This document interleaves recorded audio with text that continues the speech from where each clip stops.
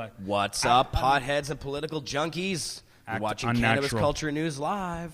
Here we are. I'm Jeremiah Vandermeer, editor of Cannabis Culture and Pot TV, with David Levant at the Stressed and Depressed Dispensary. Or is it the Stressed and Depressed Society? The Stressed and Depressed Association on paper, but we're just sad. You're just sad. Some people call us sad ass. Sad ass. Yeah.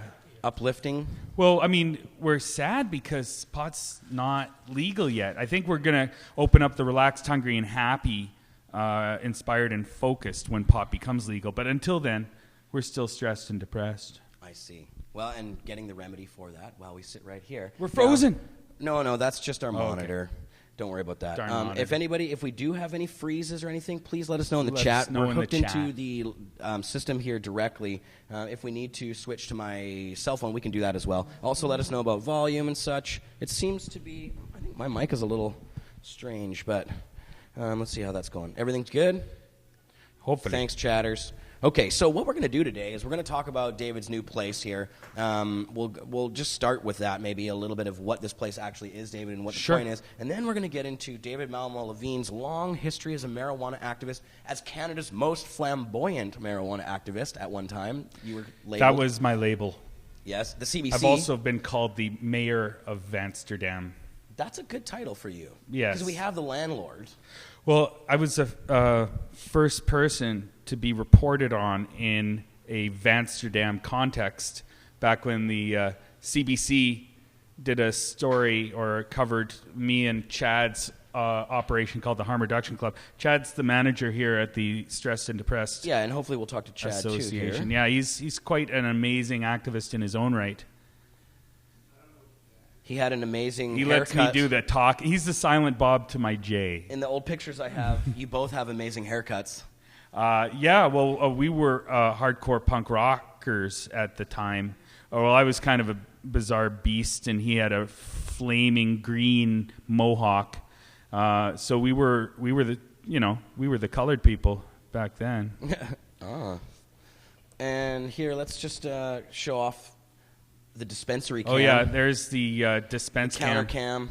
Yeah, you can see our counter there, and do you want to see some of the buds we got on sale? Oh, we definitely do. But before we go and look at the buds, let's talk to you about what this place is. What it is. What the point of it is, why you've been working so long to get this place, and how you managed to do it. Sure. So first of all, what's the concept of the Stressed and Depressed Society, or association? The Stressed and Depressed Association. Yeah, all our mission statement's up on our website at stressedanddepressed.ca, but to put it in a nutshell, we are here to legitimize recreational cannabis as a subset of medicine. It's not the opposite of medicine, it's a part of medicine. And which part it is preventive medicine. It keeps healthy people healthy. You know, when a sick person passes a joint to a healthy person, it doesn't become non-medicinal in midair. It stays medicine. And if cannabis makes you live longer than not smoking any drugs at all or not doing any drugs at all, then it helps you stay healthy. And that's what the evidence suggests it does. We call that holistic medicine. Holistic medicine. And preventive means that it stops a problem before it starts. It keeps stress and depression away. And you don't even have to acknowledge that it's working in order for it to work. You don't have to be conscious of it as a medicine. You could just think of it as fun, and it still works as a medicine. So we're just kind of alerting people to the evidence that cannabis is the best relaxant and antidepressant in the world, safest, cheapest, most effective. And we gathered the evidence in these booklets. We put them on our website at stressedanddepressed.ca. You can see copies of them here. You want to hold those up to the camera? Yes. Anyway, I'll hold one, you hold one. Okay, so that one you're holding is the antidepressant history, and this one over here is the relaxant history. And these booklets will give practitioners the confidence necessary for them to supervise your medical use or recommend it or see no reason why you shouldn't try it. There's a lot of kind of leeway, a lot of wiggle room in our doctors' packages. Right. So it's not that you're just accepting anyone who walks in off the street to buy marijuana. You got to jump through the hoop that seems to keep the cops away. And that hoop is to get a practitioner to sign your practitioner statement. In the past, people have have been required to tell their conditions. But what we want to do is to say, well, I'm using it for preventive medicine, and therefore you don't even have to have a condition here. What you have to do is make a practitioner say that.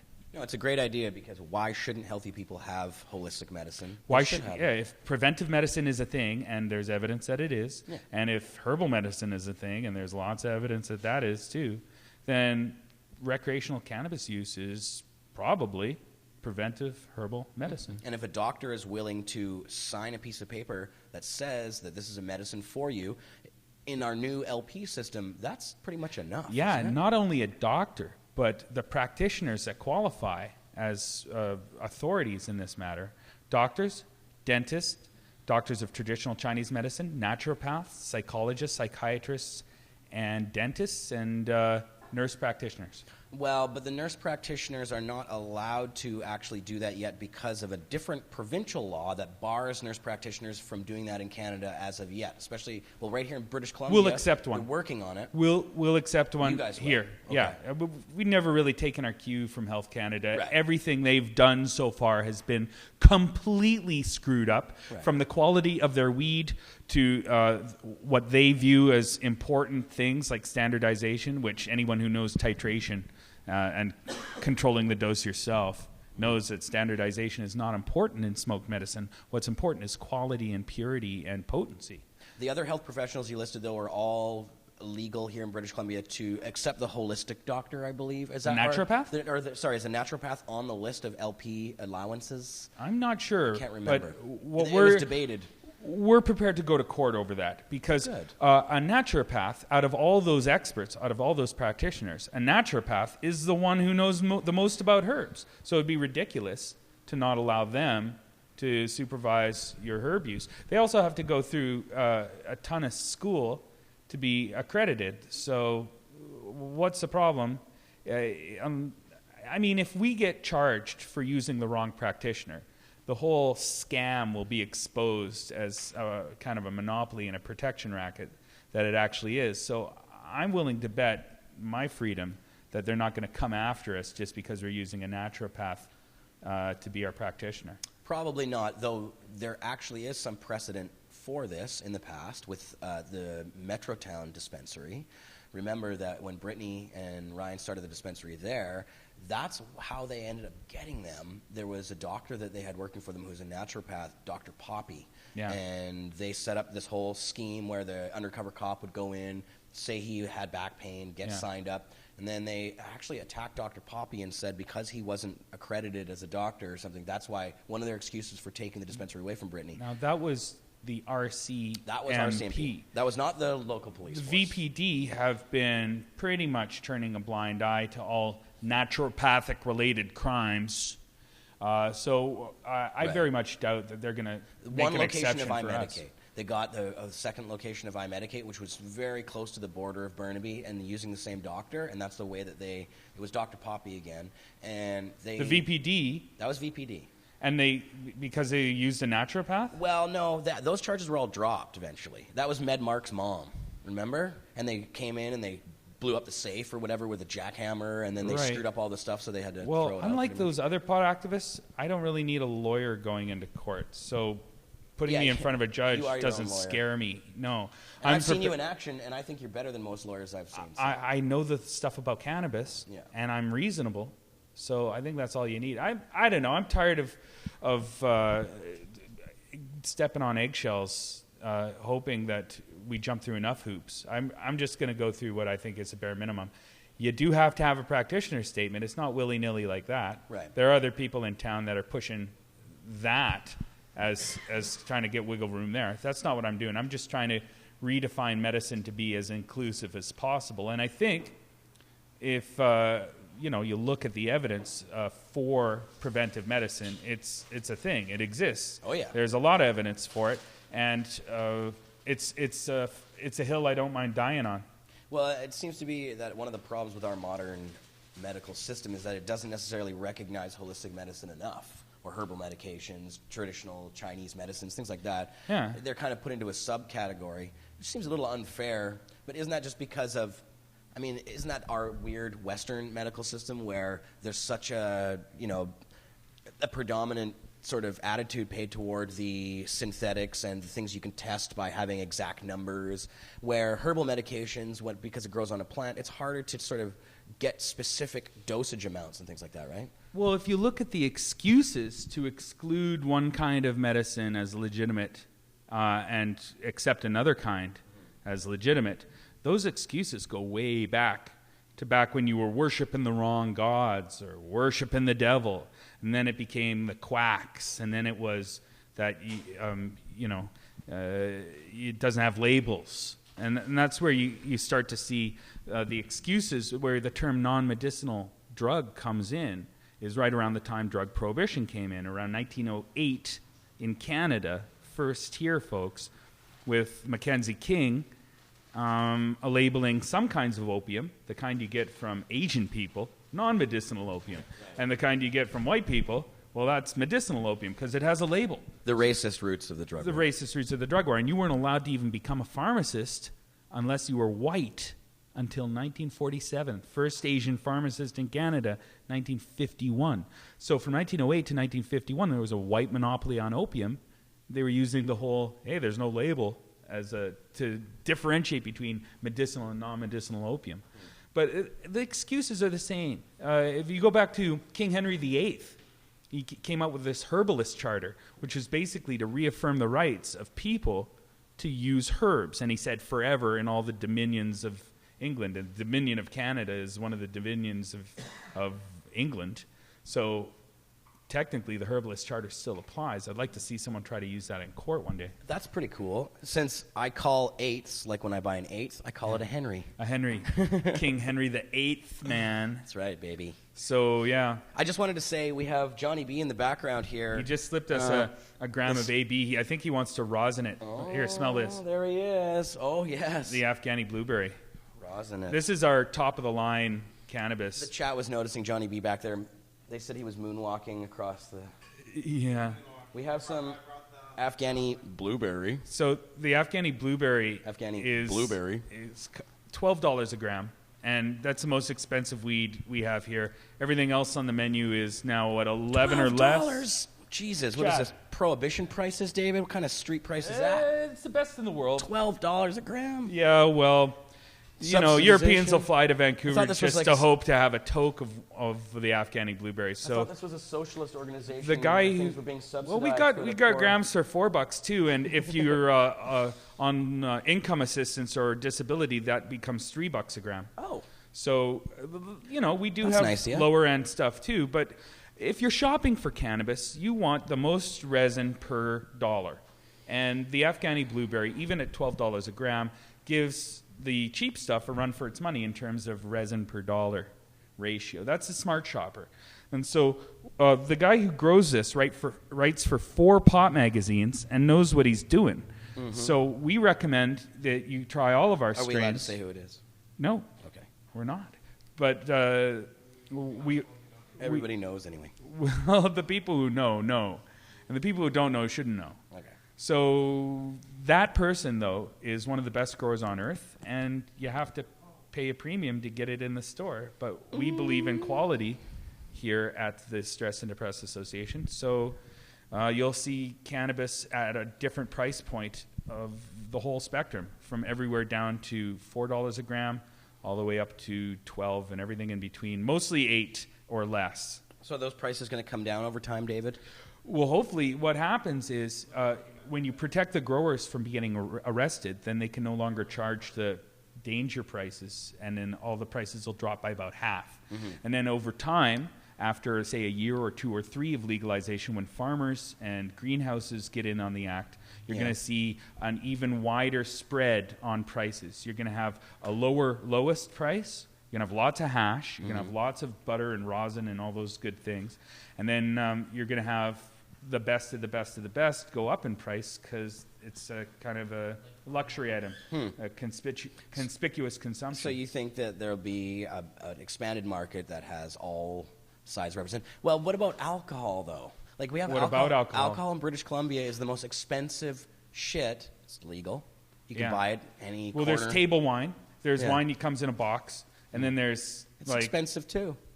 Yeah, but it's getting more expensive. It gets more expensive if you make it illegal. Right. But isn't that because of artificial expenses put on it, like things like regulations and taxes? Well, I'm all for regulations that keep people from hurting other people. Mm-hmm. But you can make your own wine at home. You can make your own beer at home, and it's relatively inexpensive. It's more expensive than water, but most things are more expensive than water. But water's pretty expensive when you buy it by the bottle. Well, you shouldn't buy it by the bottle. But it comes out of the gas. It comes out of the tap, and the point being is what you're going to see is something similar to the wine market, where you can make it at home if you want it dirt cheap. Yes. You can buy table wine or table pot. You can get bulk hashish that's of the lower quality stuff for really, really cheap. And then if you want to get the finer stuff, same with coffee, same with wine, same with anything. You're going to have the best of the best, and you'll have to pay a little more for that. Yeah, or just people who want to be able to see what is possible, what the best of the best can offer, and save it as a treat, for your 50th wedding anniversary. Right. You get like a gram of the finest. Yeah, you get a gram of the finest weed on earth. You'll have to pay a little more because those guys expect it. The real money, I think, is going to be in breeding, specifically in breeding for terpenes and for medical effects, because those seeds will be in higher demand than the ones that you don't know the specs on. Right. You don't have the profile. So we're going to do a strain effect map and a terpene effect map, and people are going to be able to shop with their nose. And I see all this as a natural progression as to what's happening now and what's likely to happen in the future. There's going to be a demand for understanding what each smell will result in terms of effect, and that demand will create a supply. Mm-hmm. Yeah. Well, I like your plan. It seems to make sense. That's just part of the plan. Part of the plan. The other part of the plan is once every person who wants one in Canada gets a doctor's note, once every grower and every dealer who wants to have a job and be protected is protected, we're going to take all that money we've earned, remove the doctor's permission from the equation, so it's just legal for everybody, say, for 18 and under with parental permission, and otherwise 18 and over, no permission necessary. And then once that's done, we're going to legalize all the other herbs and make the other drugs, the harder drugs, available by prescription, and all the plant drugs available willy-nilly or under similar reasonable regulations than cannabis is. And then once that's done, you have in mind specifically there? Well, let's go with the number 2 and number 3 is poppies and coca leaves, right? We need to legalize those. You need to legalize all the mushrooms and cacti and psychedelic plants. Isn't there a news article about someone offering coca leaf? Our friend Dana Larson? Yeah, so he's taking giant strides in that area right now. Yeah. But I think that once pot is legal, it'll free up a lot of the other activists to focus on those other drugs too and remove the entire drug war from planet Earth and banish it forever. Is LSD a herb? LSD is based on ergot, which is a fungus, or it's kind of a mushroom. It's based, but I think LSD should be available from the pharmacist, because what you want in terms of synthetic drugs is purity and quality, and from a laboratory, not from Buddy's basement. Yeah. So I would feel much more comfortable going and getting LSD from the pharmacy. Oh yeah. Well, I've never felt uncomfortable getting LSD from anybody I know, anyways. So there has been historical incidents of bad acid, for example, Altamont. Yeah, that's right. But it's pretty rare, though. It's rare, but it should be non-existent. Happy 420. Happy 420, everybody. Puff tough. Well, and that's assuming that just because it comes from a pharmacist, it's going to be somehow. Haven't you seen? There's quality control. Haven't you seen It's a Wonderful Life? There's quality control measures in place. Poison. I simply think that it's not a perfect system, but it's the best one we can envision right now. Is hard drugs, synthetics, available through the pharmacist, soft drugs, herbal medicines, all plant medicines, just for any adult to use and most kids. And that MDMA should be available for the pharmacy as well, I believe. Yeah, all the alphabet drugs. All the alphabets. Yes, PCP. You name it. Well, it's safer. PCP is safer when it's regulated than unregulated. That's definitely And you true. can go down the list. Oh, now, and just speaking of this whole regulation thing, I wanted to bring this up at some point. I have it under my other news category, There's a journalist here in Canada, Ada Savinsky. Have you read her work? She is published by the QMI agency. Now, if you look her up, I've posted some links to her articles on our Twitter feed.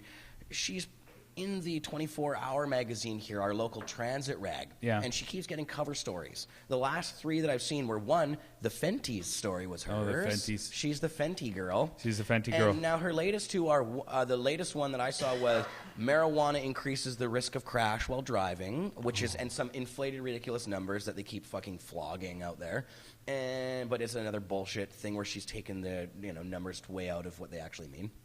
And the other one is about insight. She published just 2 days ago a story on the front page of 24. They published it that said, the dangers of insight and all this stuff. That's all one person. And it was all from one guy. It was all from this. Yeah. No. Well, no. The female is the girl who wrote the articles. Yeah. The guy that she was quoting in this article against insight was one particular guy who is the head of the Canadian Drug Prevention Network. And he's a complete conservative stooge, and everything they've said has been unscientific. And she presents in the very last paragraph one little thing about, there is some science, or she doesn't actually even say that the science is on our side. She just says that there's other people who have a different opinion in the very last sentence. But in all of her other paragraphs, it's the most loaded language you've ever heard. Like, she's quoting him saying things like, they're like cutting themselves up with razor blades when they take these needles, and all this very emotional stuff.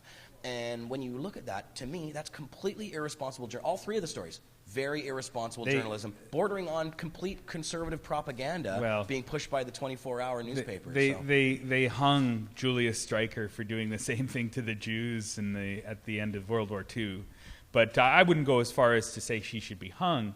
But I would say that there should be consequences for participating in genocide of the medically autonomous people. And now we have proof that insight saves lives. Yeah. And this journalist, quote unquote, is publishing articles that doesn't bring up the fact that it saves lives, but just attacks it mercilessly with loaded language. That's irresponsible journalism. That could even endanger lives. Oh, for sure. Every time anybody lies on behalf of the drug war, it threatens lives. I called the 24-hour newsroom and ranted to any answering machine I could get, but I'm actually gonna write a blog post, I think, that calls her out directly in the headline and calls her a drug war propagandist. I think you gotta quote Upton Sinclair when you do that, because that explains everything, how it all works in the media, especially the Upton Sinclair quote. You know the one I'm talking about? Which is the quote? The quote is, it's often impossible to explain something to somebody when their wages depend upon them not understanding it. Yes, of course. That is I love that one. Yes. Yes, it's insightful, Upton Sinclair. I have to say, in Canadian media, there's a lot more range of opinion and room for that range of opinion, even though it's very controlled. We have one of the most conglomerated mainstream medias of any industrialized nation in the world, the most, actually, I believe. You shouldn't be able to lie when your lies are used to bolster the genocide of a harmless group of people. That should be against the rules somewhere. She's a former Sun News journalist from the Sun. Oh, get this. Okay, so I did a little research on her. Yeah. I don't know why I'm going off on her. No, I know why you're going. I don't like her. I don't like her either. But because of the bullshit she's writing. And she is one of these hardcore conservative nutty crew guys from Sun TV, and Ezra Levant republishes her posts and stuff. But get this, when I was digging up news stories about her, I found 2 news stories from Sun News that said that she was assaulted by activists. One was at the... that girl. Yeah, she was assaulted by activists at the Burnaby Mountain protest. I saw the video. Assaulted by activists in another... What was the other thing? Did you see the video of the Burnaby Mountain one? No. She's going into somebody's tent, and they're like ripping the tent back out of her hands, and that's what she called an assault. Yeah. Yeah. And there was another story just like that about some other activists. I'm forgetting what the activists were. I'm going to put it in my blog. She is a royal pain in the butt. She's one of these people who is a conservative who puts themselves in the way of like what's going on and tries to say, "Oh look, the hippies have assaulted me," and like these. There's money. Like a Bill O'Reilly type. Yeah, there's money in being able to anticipate the needs of powerful people and articulating what they want to hear. There's a lot of money in that. Yeah. But you have to just basically sell your soul to the evil forces of darkness. And, and I think she's made that equation. Sun News has tried to work on this Fox News model where they hire, blondie girls, young women to do She isn't blonde. Job. Which one? The girl. Oh, I don't know about this girl. I just mean the Fox model. Yeah. Where they have a lot of younger, not just women, but young men and people with it's more flamboyant, you could say. No, it's just superficially attractive from a conventional beauty standard. Right, but it has these very conservative ideals, of course. Cookie cutter beauty. Right, superficial shit. Yeah. So we have chatters talking about us. They said, yes, we look good. Your dispensary looks good, David. Okay, should we do a little tour of the dispensary? Let's do that. We have another cam. We'll put our counter cam on here. Counter cam. I don't know how far our microphones are going to go here, but we can take at least one of them pretty far. Let's try. I might have to ditch yours. I'll ditch mine. This one's got a long cord. Yours is longer than mine? Oh, well. You grabbed the long one, didn't you? I always grab the long one. Okay. So, much more useful. There we go. Reach more places. That's right. Shall we move to the cam of the counter cam? Is that on the counter cam? I'm still trying to unfurl the microphone cable. Unfurl it? Hold on a sec.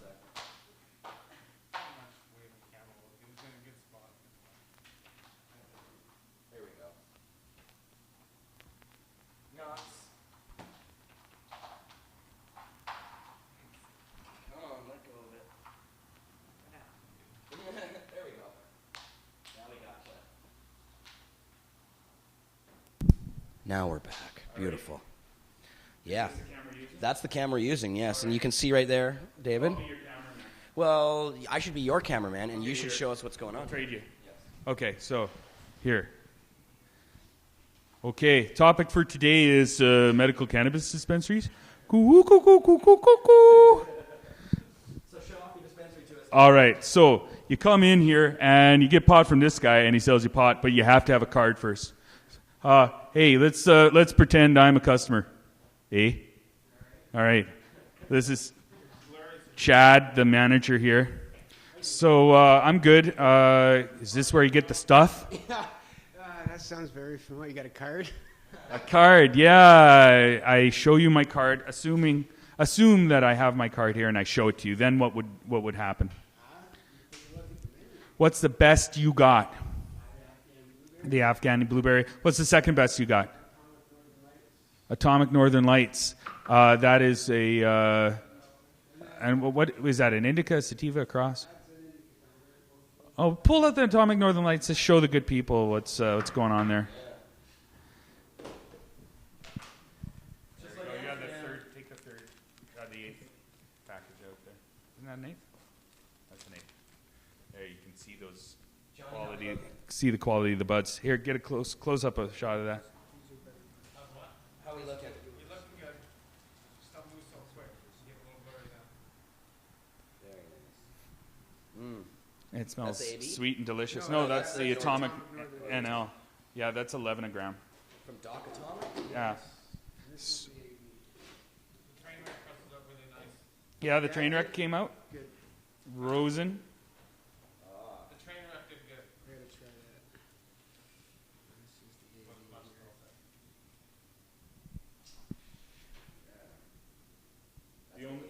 The only complaint about the AB is that it was too potent. Yeah, it puts me to sleep. It's so strong. It actually knocks me out. It really does. So we also have hashish. We have sap and shatter and all the sort of dab type stuff. We got cookies and brownies and tinctures, and we have cannabis creams, topicals.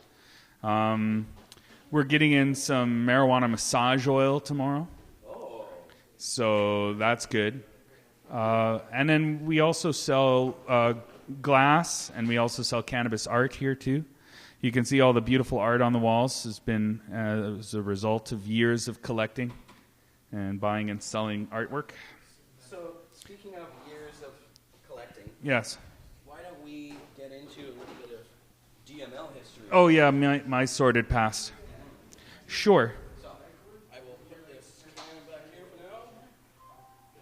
That'll be the Johnny B cam. Dab it up. Yeah, right, see that. rolling up some Johnny B cam. Afghan red blueberries out here. There you go. Now we can't smoke that indoors. No, this is for outdoors where it's Okay. vaporized only thing. we got volcanoes, denails, and sublimators inside, and then smoking outside. There is that. Beautiful. Okay, so I have, David, a long list of David's past. David Malmo Levine, this is your life. Yes. And we have some photos that I want to show off about you, or of you, and of your crew. So that should be fun. But really, David, I wanted to ask you, I mean, you've been doing this for many years now. You started in Edmonton. Yeah, I started writing about cannabis in 1992 and organizing civil disobedience in 93. 93, so, wow. We're talking 22 years? 22 years this summer. 22 years. So how did that happen, David? What was your first foray into pot activism? Well, it was a number of things. I started smoking pot when I was 14. I visited Holland when I was 18. I sat in a pot cafe thinking, Canada could handle this much freedom too. I went to Berkeley when I was 22, and I bought a book called The Blacklisted News. It had a chapter on how to do a smoke-in that book. You gave me that book. I gave you my copy that I bought back from Berkeley. I found a less ripped-up copy. Yeah. It's pretty torn up, but I've read a good chunk of it, and it's great. It's a great book, and that's the Yippies. The Yippies, yeah. So the Yippies were the kind of pioneers in smoke-ins, and I learned from them. But I added a little thing of my own there too. They were pretty much into active, aggressive resistance to arrests. The Yippies would be like, they wouldn't tell anyone not to throw a rock at a cop, and that led to quite extreme clashes in the late 60s and early 70s, where protesters would sometimes be wearing protection, and there would be pitched battles. And that kind of wasn't my scene. I recommended instead that people just hug the person getting arrested and not let go, and do it more Martin Luther King Jr. style, where you take a beating, but you take it on camera so that you can arouse the indignation of the nation. And that seemed to work. And so then we applied that not just to pot smoking civil disobedience, but also pot growing and pot dealing, first with bud raffles and then with dealers. And so, that photo there, that's from Edmonton in 1994. You can see we had all sorts of different people attend the pot rallies there. And that's me in the baseball cap. Looks like a Sikh fellow there. Yeah, it's a Sikh fellow. One of his daughters, one of his teenage daughters, was a member of our group, Grassroots, nice. That was basically involved in putting on the rallies. And so, that's kind of early activism in Edmonton. That's the first Cannabis Day that I was involved with, 1994. Cool. And then the next, after that, 95. That was at Gazebo Park. The next one, 95, was across the river in Edmonton in a place called Ice Cream Park. This one here? No, that's still 94. Oh, okay, we just marched down to Horlac Park after we started at Gazebo. Then? Yeah, those are all 94. Should I click on a different gallery? Yeah, you could go to 95 if you go this back. One? That one's 1995 in Vancouver. That's after I moved to Vancouver in the fall. And that picture has Dana Larson and me in there. Let's get that one up. Early images of us both. We were both much thinner at the time. I'm in a blue jacket with a red shirt underneath at the top middle of the frame, and he's in the almost the bottom middle, right above Darren Morgan, who was the guy who smuggled, I think, a half ounce of weed into Amsterdam and won third place at the Cannabis Cup with it. Can't like that in here. And then right above that, Dana Larson, the famous Dana Larson, who's doing. Oh, and there are you. That is a picture of the protest outside the Indonesian consulate. There was a guy who was on death row for pot crimes, and we were just kind of protesting the killing of a guy over flowers. A lot of flowers, I think 9 pounds or something like that, but I've had more in my possession. Orange hair. You got to it's a great way to meet girls with colored hair is to have colored hair. Yeah, that makes sense. So that's the first day of the Harm Reduction Club sales. That was in October 19th, 1996. Well, now we're jumping ahead here. So let's get into a couple of these. So you moved from Edmonton, where you were kind of like holding down a lot of the pot activism, just getting started with things. Hemp activism was happening there as well? Hemp was happening all over Canada. In 1992, I read a book called The Emperor Wears No Clothes. And apparently a lot of other activists who are now famous were reading the same thing around that time, maybe a little bit earlier before me. Like Mark Emery, Chris Bennett, Dana Larson. But we were all in the early 90s learning about hemp and its possibilities, which I think is I still think that hemp can save the world. We just got to remove the red tape around it, and that means getting rid of the drug war, because the drug war justifies the red tape around industrial hemp. But if you were to remove that red tape and allow for investment in hemp ethanol, you could replace gasoline with hemp ethanol. 5 times cheaper at the pump. A $500 conversion kit would turn any car into a hemp ethanol power car. No more oil wars. It doesn't have to just be a Volkswagen van? It can be any car. Yeah, you're funny, though. And no more oil wars, because hemp grows in sand, grow in almost any country on Earth. No more oil spills, because the hemp ethanol spill would just evaporate. And no more climate destabilization, because hemp acts as a carbon sink. So it would solve a lot of problems. Fukushima, we would stop using non-renewables. We shift the subsidies over to renewables, and we'd have an infrastructure in 1 or 2 years where we could live sustainably with this planet. And can't mushrooms help clean up the radioactive disasters? That's right. Our problem is only things that can be patented are researched, and we have to shift our way of thinking to start researching things that you can't make $1 billion off of. I mean, you can make $1 million, but you can't make $1 billion. And if we get a little less greedy, we'll find out there's a lot of biotechnology that we can take advantage of and share with our fellow humans and have a really good time on this planet. Right, so there's the hemp stuff. So now, how did this go from Edmonton to Vancouver? Mark Emery flew me out in September of 1995. Well, he read about one of the rallies I had something to do with. It was 93. We had topless girls protests as well. That got his attention. It got everybody's attention. It was on the front cover of both newspapers in Edmonton, and everybody else heard about it across the country. And Mark was like, hey, how would you like a job being a rabble-rouser out here? But this time with a wage, to get paid to do it, you get a budget for your rallies. And we've got better weed than you do in Edmonton. And I was like, 3 conditions. And I said, I got to be able to continue with Potshot. He said he loved Potshot. I got a magazine. Magazine, Potshot. Potshot.ca. You can see all 19 issues online. I also said I got to be able to poster. And he's like, oh, okay. And the third one was I'm interviewing Noam Chomsky for campus radio. I'll fly out after that. So 2 days after I interviewed Noam Chomsky, I came out to Vancouver and became Mark's left-hand man. And how, you interviewed Chomsky? I did. How did that go? Good. Did you talk to him about the drug war stuff? Is there a little bit of it? There is. Oh. Yeah. David Barsamian actually. I love David. He said he really enjoyed the interview. I brought out some of the. He's the radio host. He's the guy who's interviewed Chomsky more often than any other living human being. Right. And he enjoyed my interview. Well, great. Yeah. So that was good. He's done some great interviews with Chomsky. Chomsky, I'm a huge Chomskyite. Big fan. Yeah, I've disagreed with Chomsky on a few issues, but he's still usually about American intelligence community. It's usually about conflicts of interest and false flag operations, and it's usually about stuff that he'll probably get his head blown off for if he agrees with you on. The famous quote that Jello Biafra said was, "If Noam Chomsky was black, he'd be dead by now." Yeah. But so that's a good reason to read Chomsky is because he's still alive and he's still very relevant. But for most things, he gets correct. And I interviewed him. Don't ask him about 9/11. Don't ask him about 9/11 or JFK. Right. But for most things, he's right spot on. And I enjoyed my interview with him. And then I came out here and became the activist you now know of as the most flamboyant activist.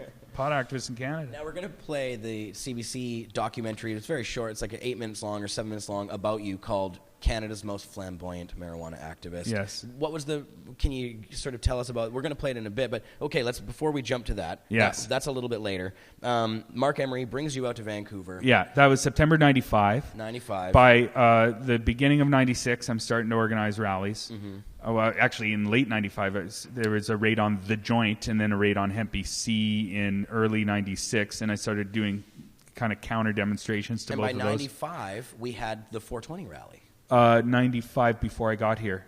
That was the 420 rally. Yeah. But other rallies had been happening, and there have been smoke-ins and protests and disobedience since 92.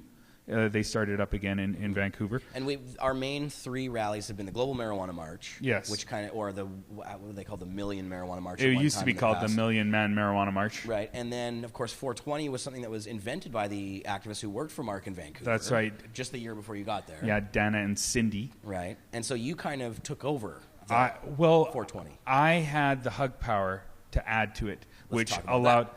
Hug power is where you hug the person getting arrested and you don't let go. You're causing a dilemma in the policeman's mind, whether they're going to beat you up in front of witnesses, probably video cameras, or they're going to just let you do the thing you're doing, which is usually protesting harmless pot laws by breaking them.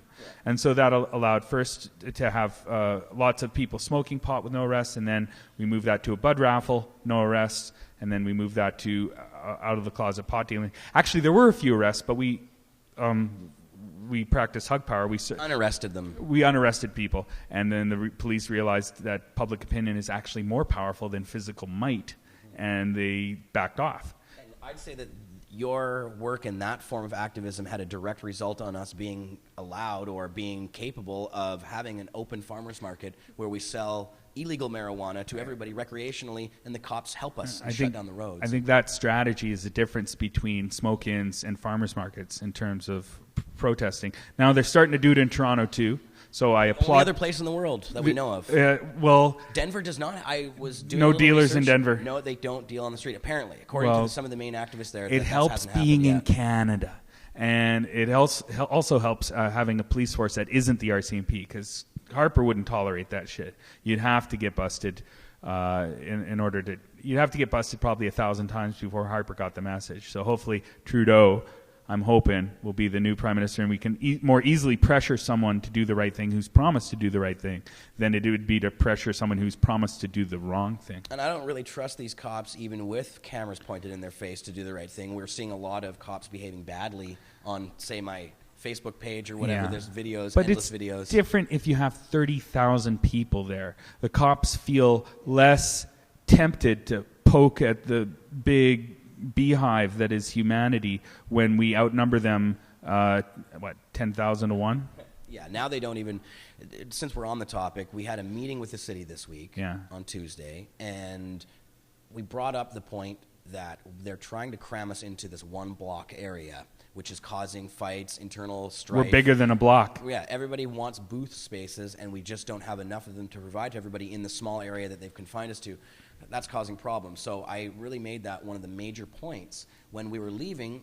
Of all the city brass that we met with, which includes the special events manager, the ambulance people, the fire people, well, the Sergeant Rice of the Vancouver Police Department was very cool with us, and he called me over and said, if you want to set up on the other side of the street, try and keep your area at first, but if you need to set up on the other side of the road, he's not going to stop us. Yeah. So we just got to work together, and so we have permission now to expand.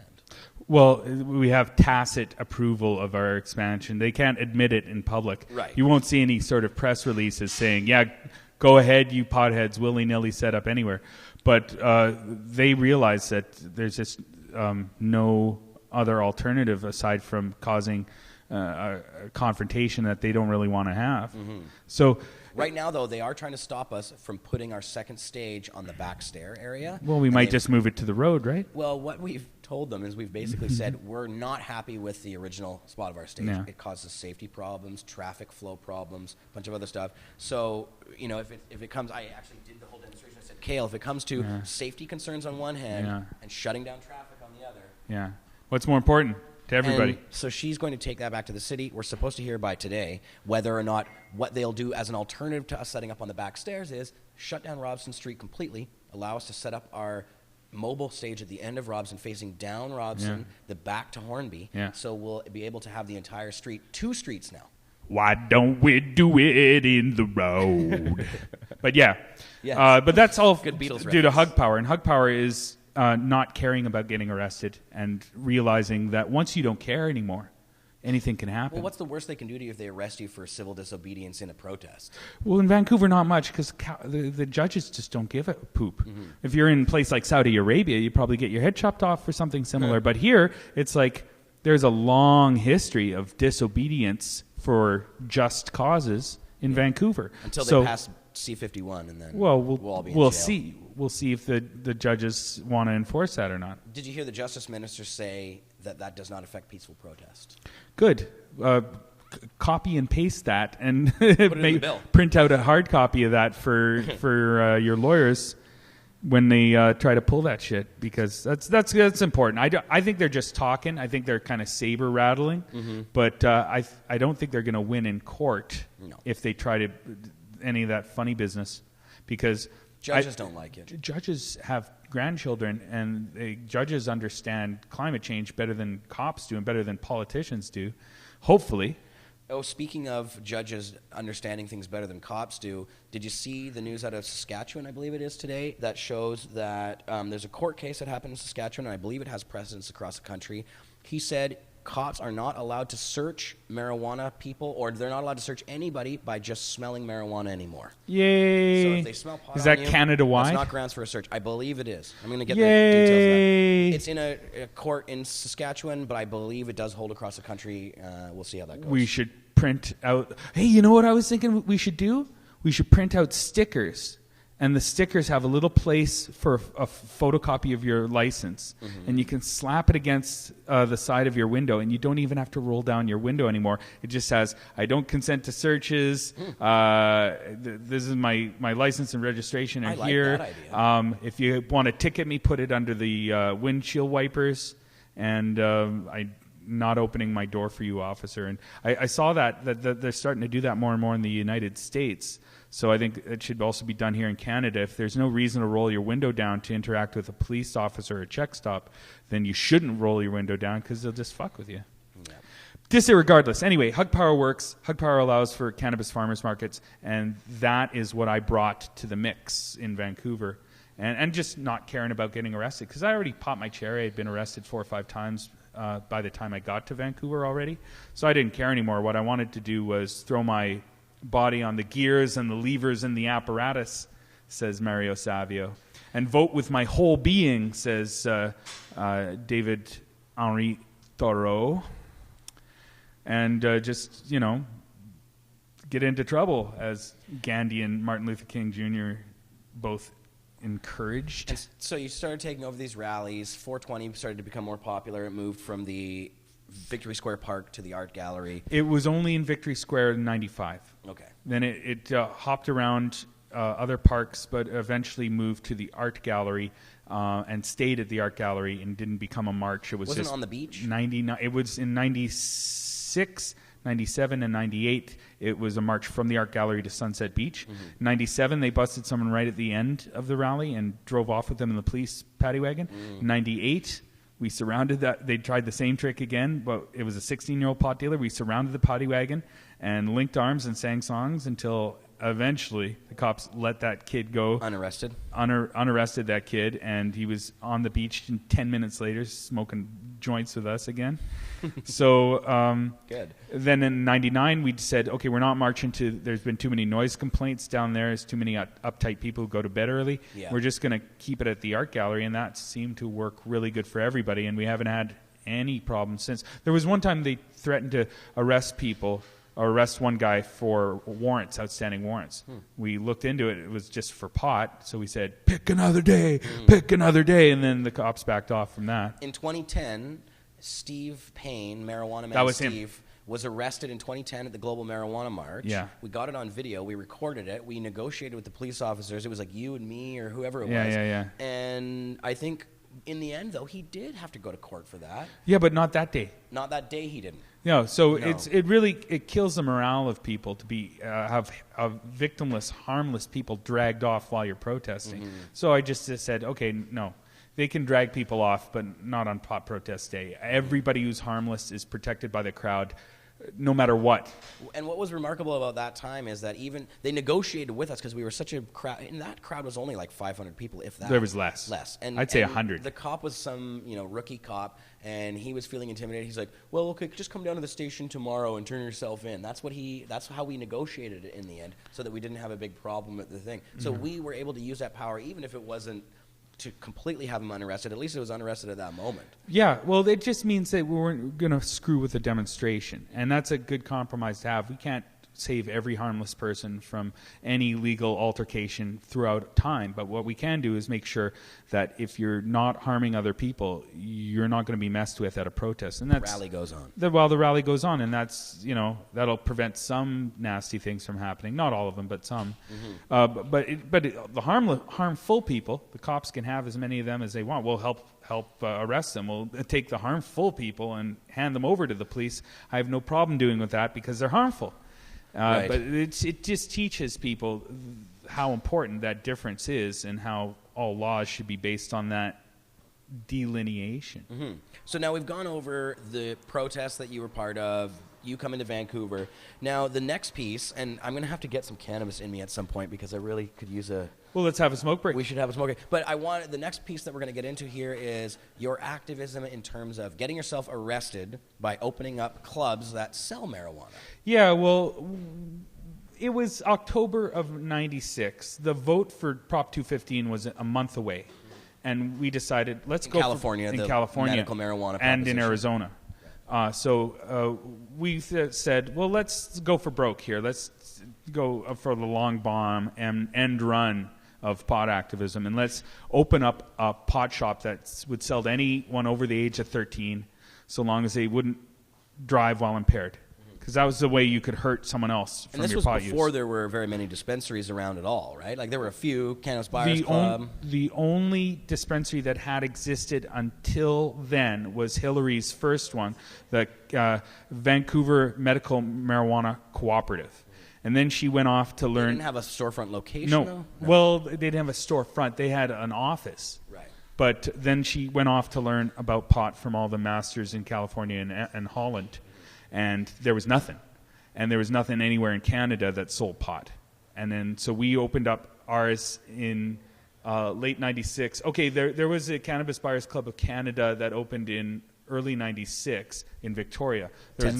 Ted Smith. And then there was, I think, Neve in Toronto, also in 96. But there was nothing in Vancouver. Right. And so we opened up the Harm Reduction Club, and we were a dispensary with no doctor's notes. We were just willy-nilly. And until we got busted the first time, it was you didn't even need a parental permission policy to be a teenager. We'd sold to teens as well. Mm. After we got busted, we said, okay, maybe they were really pissed off about that. So we changed that policy to parental permission. Written and face-to-face parental permission to sell to teens. Where was this location? Well, the first location, October to December of 96, was just west of Commercial Drive on 4th Avenue. And then the second location was early 97. No, December 20th, 96 to February 28th, 97. And that was 420 Grove Avenue in Burnaby. Oh, it was in Burnaby? Yeah. Grove, I don't know where that Grove Avenue is just 1 block away from Sperling. Okay, Avenue. I know where Sperling is. Yeah, yeah, it's just a little barber shop. Hey, nice area. Yeah. So, that lasted another 2.5 months. Burnaby doesn't like weed much. Well, RCMP don't like weed much. Right. And RCMP are controlled by Harper, and he hates weed. He gets high with a little help from his friends, but not on weed, on beer. Mm-hmm. And other substances, and probably. There's so much beer at his place that they're bringing ambulances to cart away the teens who have been suffering from alcohol poisoning at his place. Yes, the Prime Minister's son gets drunk to the point of hospitalization. Yeah, with a little help from his friends. But there's that. Yes, the indiscretions of a teenager. But that would take us right around to the video, which was kind of a view of my activism up until around 98, I would say. And this is before or after you were arrested for that after. Activism? So this was after. This is after the Commercial Drive bust and after the Burnaby bust. And so after the burn, did this lead to one of the major court cases then? The commercial drive bus led to the Supreme Court of Canada constitutional challenge in 2003, where we discovered there was no such thing as a harm principle. Harmless people are not protected from harm in the Constitution, and that cannabis users are similar to cannibals and other people don't like to have around. And people unfairly, of course, criticize you, David, sometimes for, that court case ruined our harm reduction capabilities. Or nobody criticized me at the time because everyone thought I did the best delivery possible. People criticized me afterwards, but they didn't bother to read my argument and read the decision and then try to analyze it. They just said, you lost, that's bad, which is basically saying you should never have tried. What were the nuances of that, though? You did make some gains in your... The one benefit I would say that was legitimate and important was that they, in paragraph 100 of the decision in Malmo-Levine, you can look this up online, RV Malmo-Levine 2003, Supreme Court of Canada. In paragraph 100 of that decision, they admitted that you can reduce harm from any marijuana use. And that's an important fact to point out, because then you can argue that if proper use and proper growing and proper dealing is harmless, then the only problem is education, and our entire community can be incorporated into greater society with no problems because we're harmless. So that's an important fact, and I think it should be quoted in other court cases when you're trying to say we're harmless. The Supreme Court said we're harmless as long as you use it properly. Right. So though that was your case was a recreational sales issue, people say, well, medical marijuana has never gone to the Supreme Court of Canada until the Smith case. Yours was sort of remotely, I mean, it's obviously it wasn't based marijuana, on a medical necessity argument. It was based on harm reduction. A harm reduction and the harm principle. The harm principle says the harmless shall not be harmed. It's found on page 15 of the Cambridge edition of On Liberty by John Stuart Mill. And he came up with the list of political rights as well: thought, belief, opinion, expression, association, assembly. That list of political rights in our Constitution. The very next sentence after that list, he also guaranteed us the rights of tastes and pursuits, basically any harmless activity alone or in groups. As long as it doesn't hurt anyone. As long as it doesn't hurt anyone else. And that should have been acknowledged as the principle of fundamental justice spoke about in Section 7. But then if you're a cannibal... It should also apply as a criteria for admission into the Section 15 equality groups, which is sexual orientation, race, sex, age, these sorts of things. So this was the Supreme Court. Wait, how many judges looked at this then? 9 judges looked at it. 9 out of 9 disagreed with me. 6 out of 9 disagreed with the Kane arguments, which was basically simple possession. Right. But they didn't acknowledge the fact. In fact, they came back with this ridiculous cannibal... Yeah, they said that people who use cannabis are similar to cannibals, people who commit incest. But that's causing harm inherently. Well, yeah, I challenged them 4 times to come up with holes in my argument. I said, share with me your doubts now, don't wait for your decision. And the only thing I heard back all those 4 times was, perhaps we're all convinced. And there's videotape evidence of that happening. But had they said, no, we're thinking that you're similar to cannibals, I would have had something to say. Perhaps we're all convinced, but then their decision went against that. That's right. Perhaps we're all convinced was basically a lie that a lawyer figured out ahead of time. By using the word perhaps, they covered themselves legally from lying. I'm going to use that from now on whenever I speak to lawyers or judges or cops, is just use the word perhaps. That's clever. Yeah, so that I'm covered in the future too. And I'll say I learned that one from the Supreme Court of Canada when they used it on me. But it's a very horrific way of perpetuating a genocide when someone who's reasonable comes and challenges you to back up what you're going to do, and you say, oh, maybe you've convinced me, and then comes out with these really weak tea arguments, some lame sauce arguments, saying that we're similar to these other harmful groups. Cannabis causes cannibals, yes. Well, what they're trying to say is that it's debatable how harmful cannibalism is if the person is already dead. Right? But the harm I would have brought up at the time, I think I would have been able to think on my feet and come up with this, is that cannibals make people feel uncomfortable. How about the harm to their families when you desecrate a body? There's another harm. But I'm just thinking, even if I'm not related to that cannibal, I don't know if I'm dinner or not. So there's no cannibal culture. There's no big protests in favor of cannibalism. You can't compare the two. We should start Cannibal Culture magazine. Well, it's going to go into Amsterdam Comics. We've got Cannibal Culture magazine in that response to the Supreme Court of Canada segment of my comic book I'm working on. But I would have been able to come up with a type of harm that applied to all their examples that didn't apply to us pot users. Right. Every example they came up with. And I think they knew that I would be able to do that, That's which why is they why gave they you the lied. perhaps thing. That's why they said perhaps we're all convinced. Yeah. So they wouldn't have to deal with having each and every justification of theirs shot down in court. Right. I'd like to develop a legal system one day when we have the revolution, comrade. Yes. The type of legal system would not allow a judge to play that type of game. That they would have to share. They would have to share their doubts with the appellant in the courtroom and give the appellant the chance to address their concerns. Well, that would be more fair, wouldn't it? That would be a justice system instead of a just us system. Where it's hidden away and you don't really know what they're thinking or asking. It's not fair for them to be able to withhold their doubts from an appellant because that way bad decisions can be made. And you don't want to allow that possibility from happening because it could just perpetuate a genocide that shouldn't exist anymore. Right. That legal systems should have removed by now.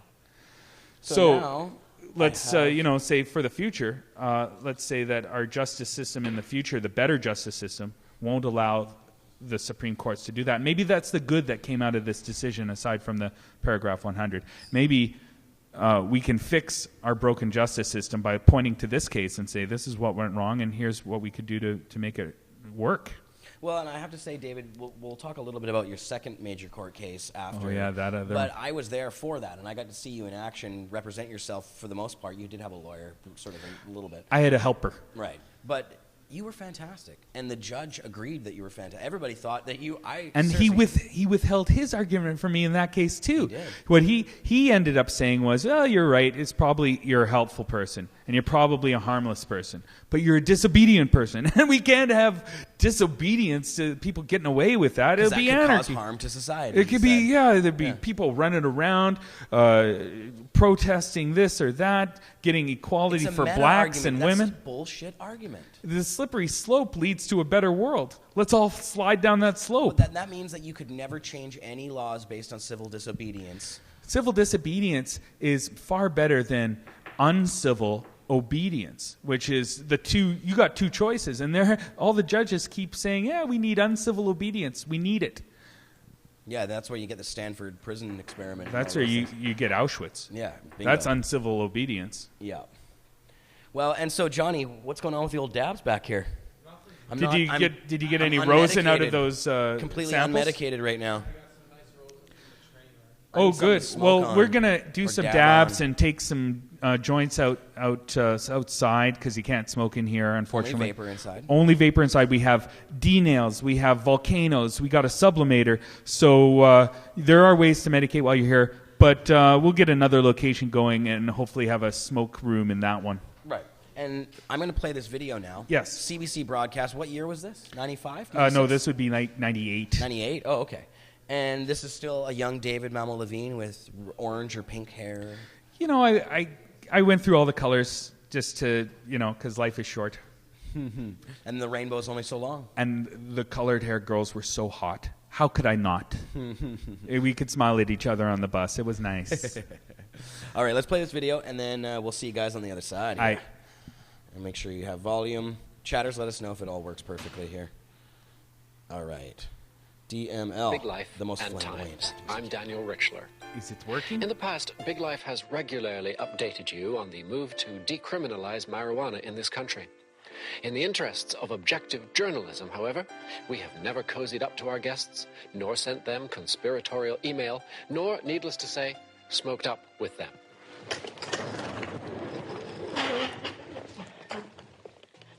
Tonight, we would like to get personal and relate to you the intimate story of a Canadian hero for our times, David Malmo Levine. The most flamboyant of pot activists, highly vocal, deliberately visible, David has been arrested half a dozen times and yet has served no more than a few days in jail. Today, he stands before a new judge. He's already been convicted of trafficking and awaits sentencing December 10th. Under Canadian law, he stands to serve a maximum of 25 years, life behind bars, for just a little weed. This is not freedom, this is pretend freedom. Going willingly. Leave him alone. You hear it? Oh, fuck you, asshole. You're breaking the circulation, my wrist. You think you can let go? David, I want you to think back My hand is turning blue. back in time to when you were just a weenster before you hit puberty. And I want to know what kind of a kid you were. I don't know. I was a mouthy kid. I basically grew up in a one-parent family, and I ended up defending myself from my mom a lot using my mouth, and I got good at it. And so I would argue with everybody, and a lot of kids at school didn't like that, so I got beat up a lot. But I'll tell you one instance I fought back was I realized as I was bleeding on some bully that he didn't like the blood getting on him, and so I started chasing him around the school and going, I'll get you, bleed all over you. And he was running away from me. I thought, well, I do have some power. I have just one question. You don't have to answer if you don't want to. Your facial expressions will probably do it enough. Okay, the question is, if there was a drug war truth and reconciliation committee, could you say in your heart that you did all you could to resist this obvious witch hunt? I have no idea what you're talking about. When was the first time you ever fell afoul of the law? The first time we did a smoke-in was July 17th, 1993 in Edmonton.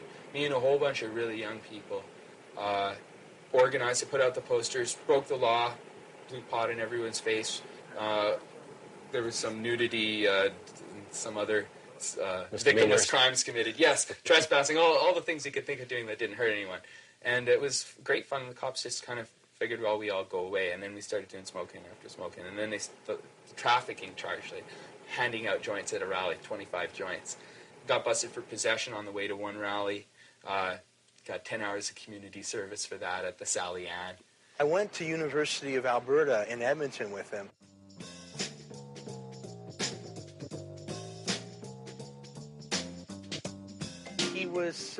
He stood out because he was such a radical on the left. But I enjoyed his idealism, and I saw him as the exact opposite of me on ideas, but I saw in him what I like to think I am a little bit of, and that is an idealist. I think we're on opposite sides of the coin, but I like his style. What did you do? What did you do to be so green and blue? You are on welfare right now. Yes. How do you feel about that? Everyone goes through periods of non-work, but I feel like I'm working. I feel like Canadians, if they were allowed to vote on whether David Malmo Levine gets $500 a month, they see that I'm spending each and every day in a kind of a public service, being my own lawyer, arguing that harmless people shouldn't be harmed, and trying to set precedents, legal precedents, and educate people about that. I figure, he's worth $500 a month. And if this is what I said to my welfare worker, and I said to my bail supervisor, I said, look, if I'm wrong, I'll go back to, schlepping around, cutting carrots for a living, washing dishes. I don't care. But if I think I'm right, I think I can convince a judge I'm right. And if you let me try, and I am right, I can get half the people on your welfare rolls growing and distributing and retailing good, fine, healthy, organic cannabis products to lots of tourists all around the world. And then your job will be easier. And I'll save Canada $1 to $5 billion in drug war costs, and the health costs will come down because alcohol and tobacco abuse will go down. And then I just listed all the benefits. They said, all right, go do your thing. Maybe they just wanted you out of their office. Maybe. I'm lucky. I get a power. I can defend myself to the point where people are just tired of me, and sometimes justice happens that way. I don't know. Hope. I'm impressed that he has the conviction to stand up against the state, the government, to do it.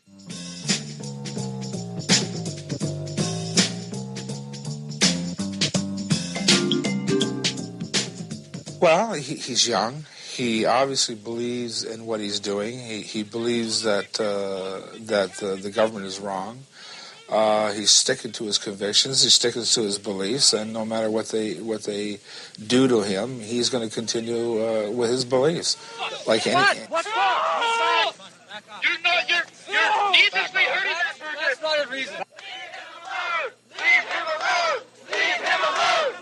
how could you persuade some of our more doubtful viewers Yes. of the legitimacy of a thing called civil disobedience? Well, civil rights movement, the anti-Vietnam War movement, I guess India, feminism, the suffragist movement, the anti-nuke movement.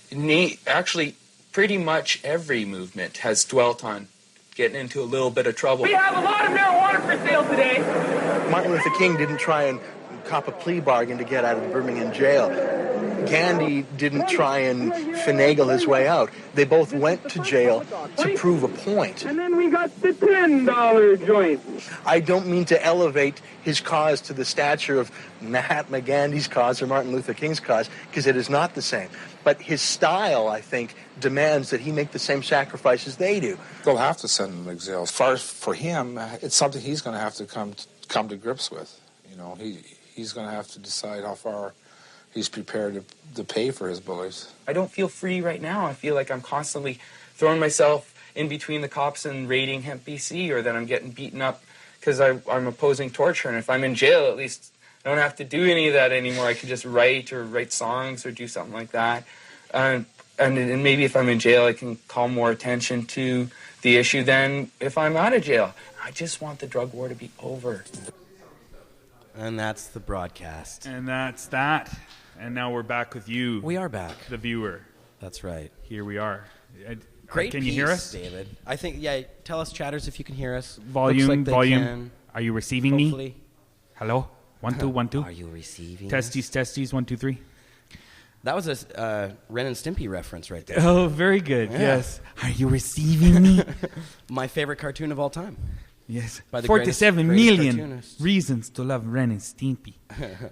So, great broadcast. Wow. And Ezra Levant saying that he's all down with the Mama Levine steez? No, not really. Well, he was giving you We had a history. The reason why they interviewed Ezra Levant was because we went to school together at the University of Alberta. Oh, God. And we debated each other once on anarchism versus capitalism. Master debaters always with each other, right? Yes. He and I were kind of the two sides of the political spectrum that existed at the time. Mm-hmm. That still exist, I suppose. I just thought you liked master debating with other guys. With other guys in public, with an audience cheering us on.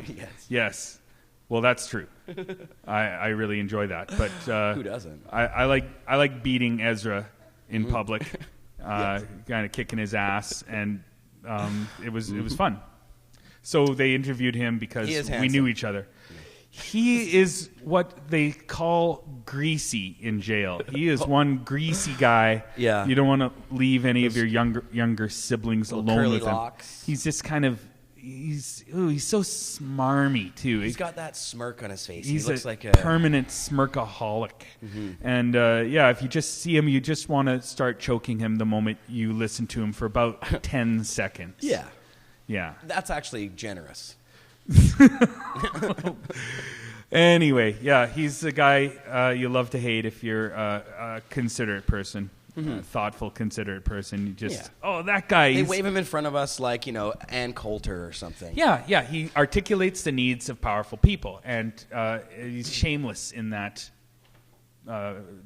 occupation of, saying what the oil-based rulers, our petroleum overlords want to hear. He's the other side of flamboyancy on this issue, you might say, in a way. Well, he's not flamboyant. He dresses in a suit. His attitudes are flamboyant, though. They're outrageous, let's say. He is a spokesman for the dark forces, and I am a spokesman for Mother Nature. So we tend to clash almost on every issue, except for maybe freedom of expression. His opinions border on theatrical because they're so ridiculous. So okay, he is theatrical. Yeah. I'll grant you that. Yeah. Yes, we're two sides of the theatrical spokesperson coin. Right. So that's fun though. It's cool to have that under your belt, that little CBC piece. And the journalist who was he? Well, that's Daniel Richler, Mordecai Richler's son, and that's the guy that coined the term Vansterdam.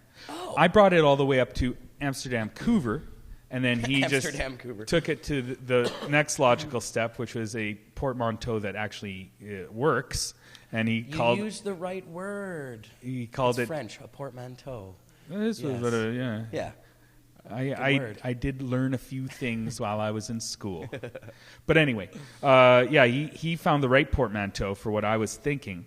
And he used Amsterdam to describe the harm reduction club that me and Chad was rocking at that time. Before the first raid on the harm reduction club, he did a report on us. And this is all in the Pot TV archives. You can check out my old show called High Society in the Pot TV archive section. Yep. And in the earlier shows, you can see my first interview with Daniel Richler and the Harm Reduction Club stuff and the Hug Power stuff with all the rally do's and don'ts series. There's 2 of those shows. And there's about 100 shows. Levine, High Society, there'll be a ton of stuff on there. There's over 100 shows of High Society. Yeah, and there's a whole page on Pot TV dedicated with links to all of them. There's a dab coming up, I think, with your name on it here. Here, let's see what he's doing back here. Dab cam. Oh, we have another cam. You have a close-up dab cam, and we can have a long-shot dab cam. Yeah, here, let's switch cams here. Okay. Johnny's going to hit the... Yeah, here, take this one on cam. So, do you have the Rosin you made from the train wreck? No, I smoked that. Oh, how was that? It was really good. I can do that again. That's right now. Okay, anyway, but, and what is this Rosin? This was the MLP, actually. Can we show it off? MLP? Yeah. Martin Luther King? My Little Pony?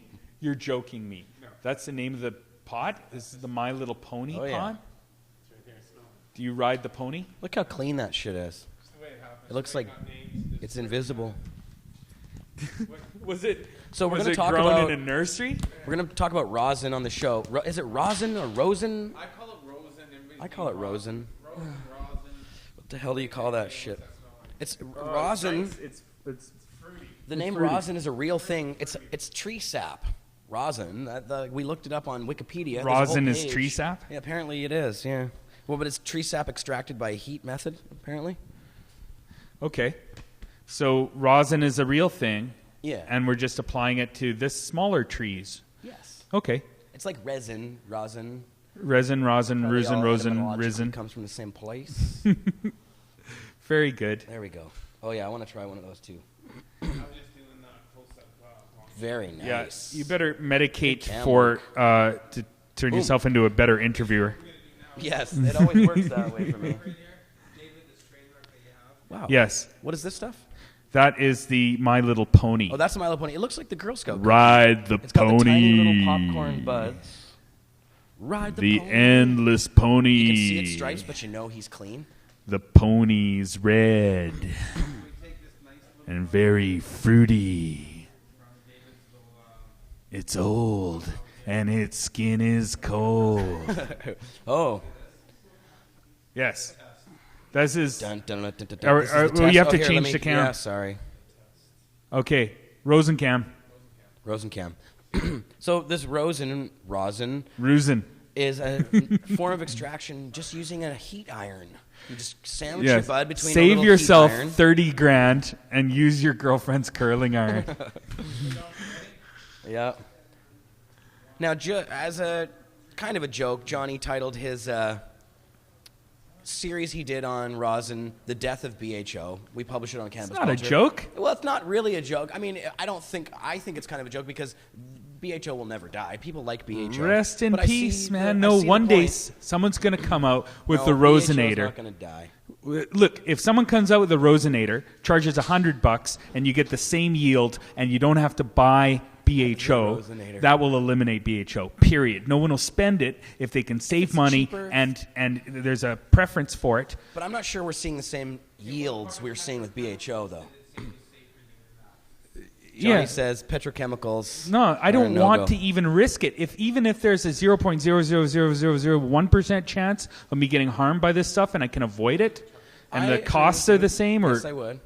I agree, but there's this community of BHO people out there who claim they make a clean product with a closed-loop extraction method, claim there's no evidence that it hurts people. As clean as possible is different than impossibly dirty because there's no solvent used. Well, that's true. Okay, here we go.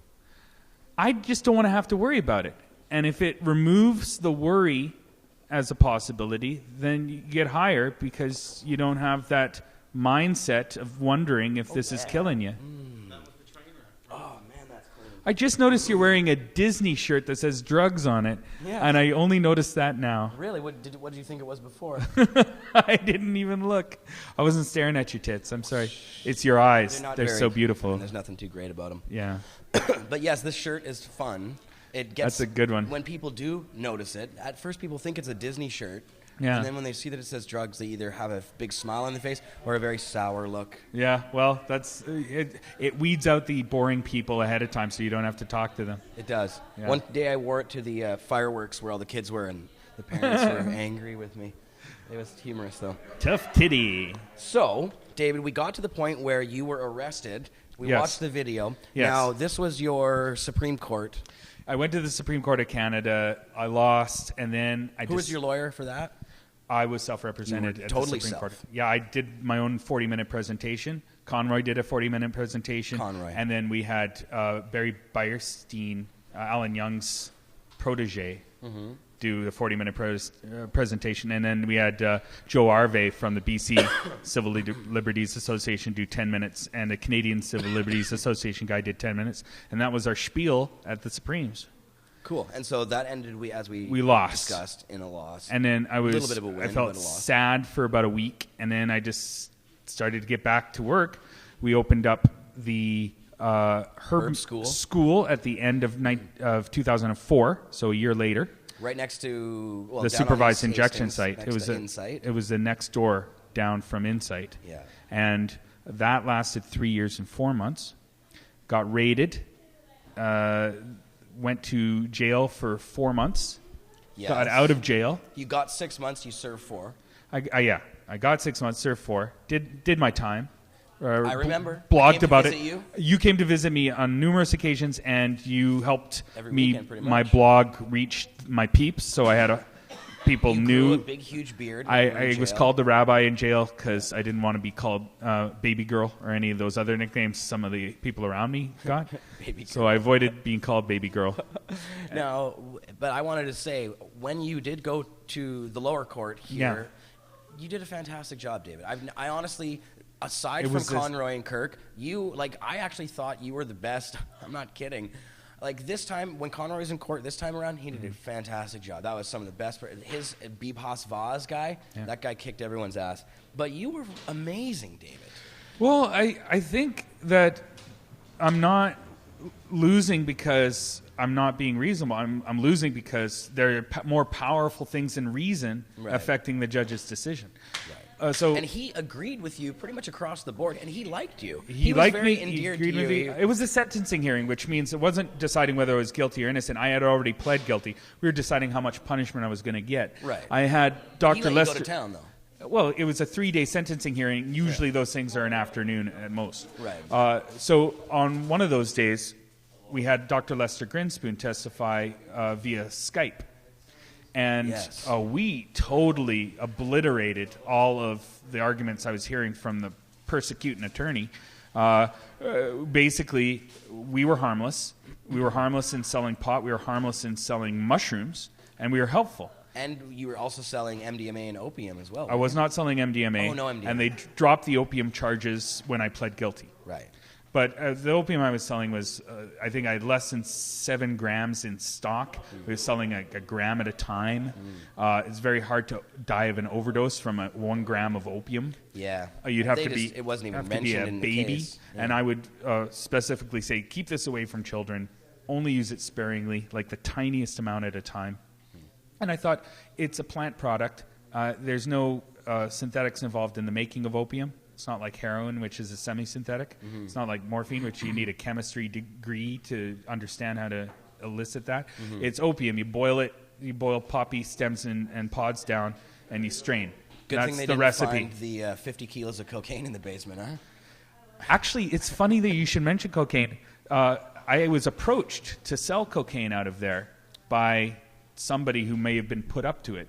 Oh. And I said, no, we don't do hard drugs here, just herbs. Good. And they kind of smiled and said, oh, okay, and left. Well, part of the whole herb school thing, I mean, you ended up of course, going to court for that again. They sent in undercovers to try and fuck with you guys. But the Herb School was an interesting sort of organization because there were fail-safe methods that you there was built one into the deterrent that worked for 3 years and 4 months, and the deterrent was you had to go on a 1-hour drug war history walking tour and learn a drug war history fact in order to get back into the school after the tour was over. You couldn't be a customer unless you'd taken the 1-hour tour. We were a student, and we thought if we do one thing, let's teach people about drug war history and the drug war history of Vancouver. If we could do 2 things, we'll also do cultivation classes, which we had Bob High taught them, and they were occasional sign-up classes. Right. But most of the time, it was just a 1-hour walking tour of old Vancouver, where you'd learn the history of Gassy Jack, how Gastown and really Vancouver was founded by a drug dealer, an alcohol dealer. Yeah. You learn about the Grasstown riots of '71. You learn about the opium dens, and you learn about the pot movement. Racism in the drug war. Racism in the drug war. You'd learn the whole background so that you'd understand that these concerns aren't about health. The concerns are about keeping the poor and the dark-skinned people in their place. And it's always been about that, and it's been about that throughout history. And so that sort of knowledge is the type of knowledge, it's easy to explain something to someone unless their wages depend upon them not understanding it, that Upton Sinclair quote. Well, the cops probably were like, I don't want to know the details of this drug war. I don't want to go on a 1-hour drug war history walking tour. It might make me feel bad about my day-to-day existence. I don't know if that's how it happened, but the cops maybe they just didn't have the time to spend. Maybe the cops, or maybe they're just allergic to things like history and learning, because they were football players in high school and they skipped all those classes. They're getting blowjobs from the cheerleaders. Jumping to conclusions. I'm just making an assumption. There were a lot of nerds in high school who didn't have any power that became cops later and were like, I'm going to beat up some guys. Oh, you're jumping to conclusions. No, but these are safe assumptions to make. These are accurate generalizations that, in order to be able to beat up people for a living. People like that. Yeah, you're selected. Those guys. You're selected, and some people have been fired for having too high an IQ to be a cop. Yeah. So anyway, and the system kind of weeds out people like who is that cop who came out against a drug war? He was a member of LEAP in Vancouver. He died of cancer. Gil Pruder. Right, okay, yes. Gil Pruder. Anyway, they weed out people like Gil Pruder. They silence people like that. Or Barry, what's his name? Don't Get Busted Barry. You know the guy I'm talking about? Barry, the guy who's put out the Don't Get Busted. Oh, sorry, never get busted. Never Get Busted Barry. Yeah, Barry Cooper. Barry Cooper, right? Texas police officer extraordinaire. Yeah, so the system weeds out people like that, keeps them from being cops for too long. Right, of course. One way or another. Anybody with integrity. Yeah, so there's that. Yeah. Well, and so, okay. Now, you did this Herb School situation. Eventually, they were able to shut you down. Yes, they raided, and I got sentenced to 6 months for disobedience, really, was in the decision. He didn't like the disobedient element of it. And I got out from that, and then I focused on getting the Herb Museum up and running, and that lasted a little while. And then we sold the Herb Museum last year. Yeah, now we're making a big jump in time. Yeah, well, that takes us from 2010 when I got out of jail to 2014 when I sold the Herb Museum. I built it up. I made it as good as it could be. I put a lot of hours into the website. If you go to herbmuseum.ca, you can see we have over 1,000 exhibits, maybe closer to 2,000 exhibits in all different kinds of categories of herbs. Put a lot of work into not just the website. I mean, you put a lot of work into the museum. A lot of work into the museum. The walls of our establishment that are still up there. Yeah, in the stairwell at the BC Marijuana Party at 307 West Hastings, you can see a history of cannabis and a wall of herbs, other herbs too. We put a lot of money kept putting money into the Herb Museum, built it up to as good as it could be, and then realized it just wasn't going to be financially solvent on its own in the situation it was in, and it would have to transform itself and get money for promotion. Right. And the guy who came up with that was Don Wershafter. He bought the museum off me. He's made most of the payments on that right now, and I used those payments to open up this place. And that's where we're at today. That's where we are.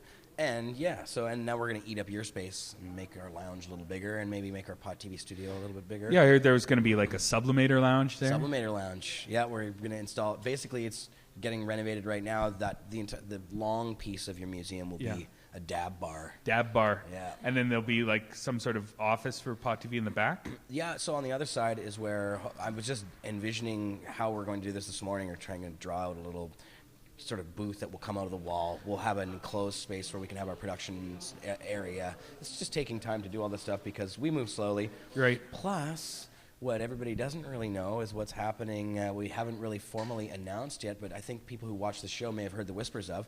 We're opening a second location of Cannabis Culture. A second location? Dun, dun, dun, dun. I was there painting it last night. I heard. Yeah. I heard there was some painting parties. It is absolutely fantastic. It is so fucking cool. It's down on Davie Street, right here in the city of Vancouver. Hey, it's Bob High. Shall I get this? Bob High, sure. So look for a lot about our new Bob Cannabis High. Culture location coming up here. That's going to be fun. I guess that's kind of like a formal announcement, but we'll do a real formal announcement. I got 2 mics. So Johnny's back here. Now, what do you? Oh, you look like you're ready to do something else here.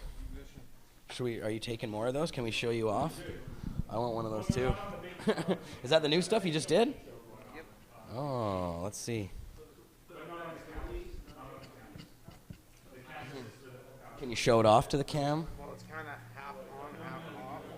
So if you want, I'll do a fresh, like a little squeeze here. Yeah. Okay. Parchment. MLP. My Little Pony. Doing a little squeeze, direct. Squeeze and dab.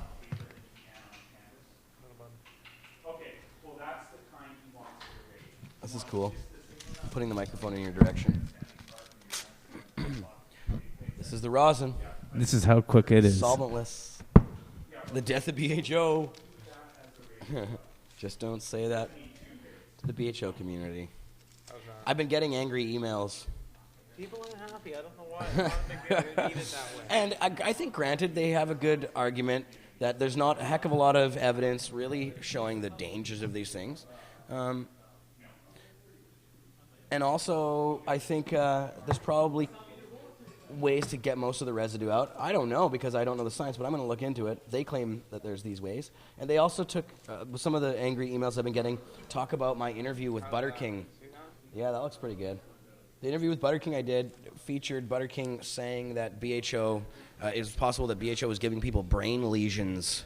And I didn't really challenge him much on that. So I probably should have because, I mean, we don't really have evidence that BHO causes brain lesions, do we? I think there is. There's evidence? I think there is something. Well, there might be some evidence that butane causes brain lesions. I don't know if that is related directly to smoking it in the way we do. I haven't seen any major studies on dabbing yet, but, I mean, I guess it's safe to assume that there'll be some problems from any kind of alcohol or petrochemical being in your weed, even in small amounts. So, I don't know. I guess maybe it is fair to criticize in certain ways. I had to put out some fires there. And here's David. Yeah. So that show them off. Show what you got there from just that one little push and the little squeeze and scrape. You got some train wreck rosin? Now here's a question: what about what's on the parchment paper? Isn't that an extra? Isn't that like a potential contaminant? What's on the parchment paper? What temperature does the parchment paper wax melt off at, or whatever's on there? I'm not sure. And is it different than wax paper?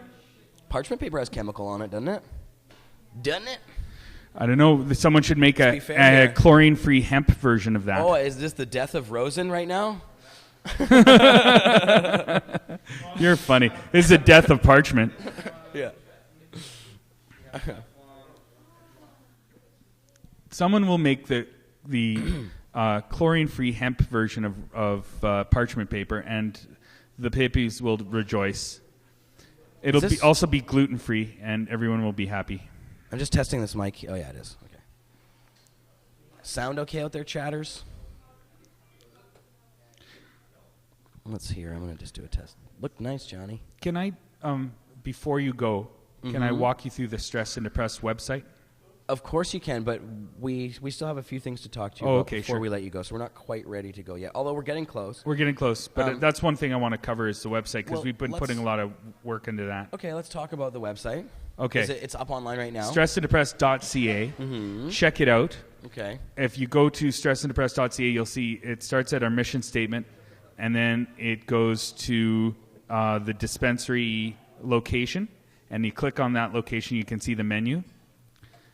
Cool. We're going to have a mail order up and running in a couple of weeks, and then we have a news section, a study section, a video section, a photo gallery of all the old medicine bottles with, the word sedative or the word melancholia or something like that on it to indicate that the pharmaceutical companies also encourage people to use cannabis for stress and or depression. And then there's books, and if you click on that books section, booklets. Books, okay, let's go. Booklets and downloadables. Booklets and downloadables. Yeah, and that is where you'll see all the work that we did to prove that cannabis is the best relaxant and antidepressant. In the first two ones, there's HTML and PDF versions of that. There's an abstracts of recent medical research on cannabis. That's for your practitioner to read. Real Dope on Strains, Introduction to Terpenes and Risk of Bad Dab Production pamphlet that we created. We're going to create more pamphlets. Oh, that's a train wreck, Rosin. Hey, change it to the cam. Okay, hold on a sec here. Rosin cam. Rosin cam. Rosin cam and Gilderstein are dead. Okay, hold on a sec here. That's a gush. It's a gush. Is that a technical term, Johnny? Yeah. Yeah, notice a gush on that. Mm-hmm. We call this the Rosin effect, not the butterfly effect. Right, the Rosin effect. This, you actually get the Rosin effect. That's a good gush. That's a good gush. Good gush. That's a good gush. That's some high quality gushage. Train wreck is high quality. Yes. So come check out the great train wreck, folks. It has a good gush on it. Oh, it's gets you all gushy. It's gushy. It's pretty. So cool website, David. Okay, so yeah, and people should check out those downloadables section, and you can also get basically the whole doctor's packages online there too, so you can print that off yourself and take it to your doctor. And when we do mail order, you can mail it to us, and we will send you out fantastic items, including the gushy train wreck. The gushy. Now, the reason that I said it's not, our deal isn't over yet is because Yes. I want to talk about, we talked about the past of David Malin-Levine. Yes. We're talking about the current David Malin-Levine in this regard here. But what about the future, David? What do we do now?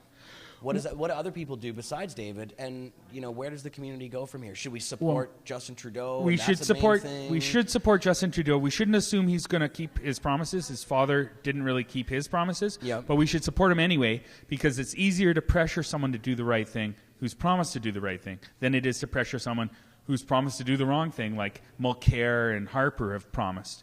And he has a greater chance of getting elected than Elizabeth May, even though she should be allowed in the election debates so that she can put pressure on everyone else to do the right thing for us.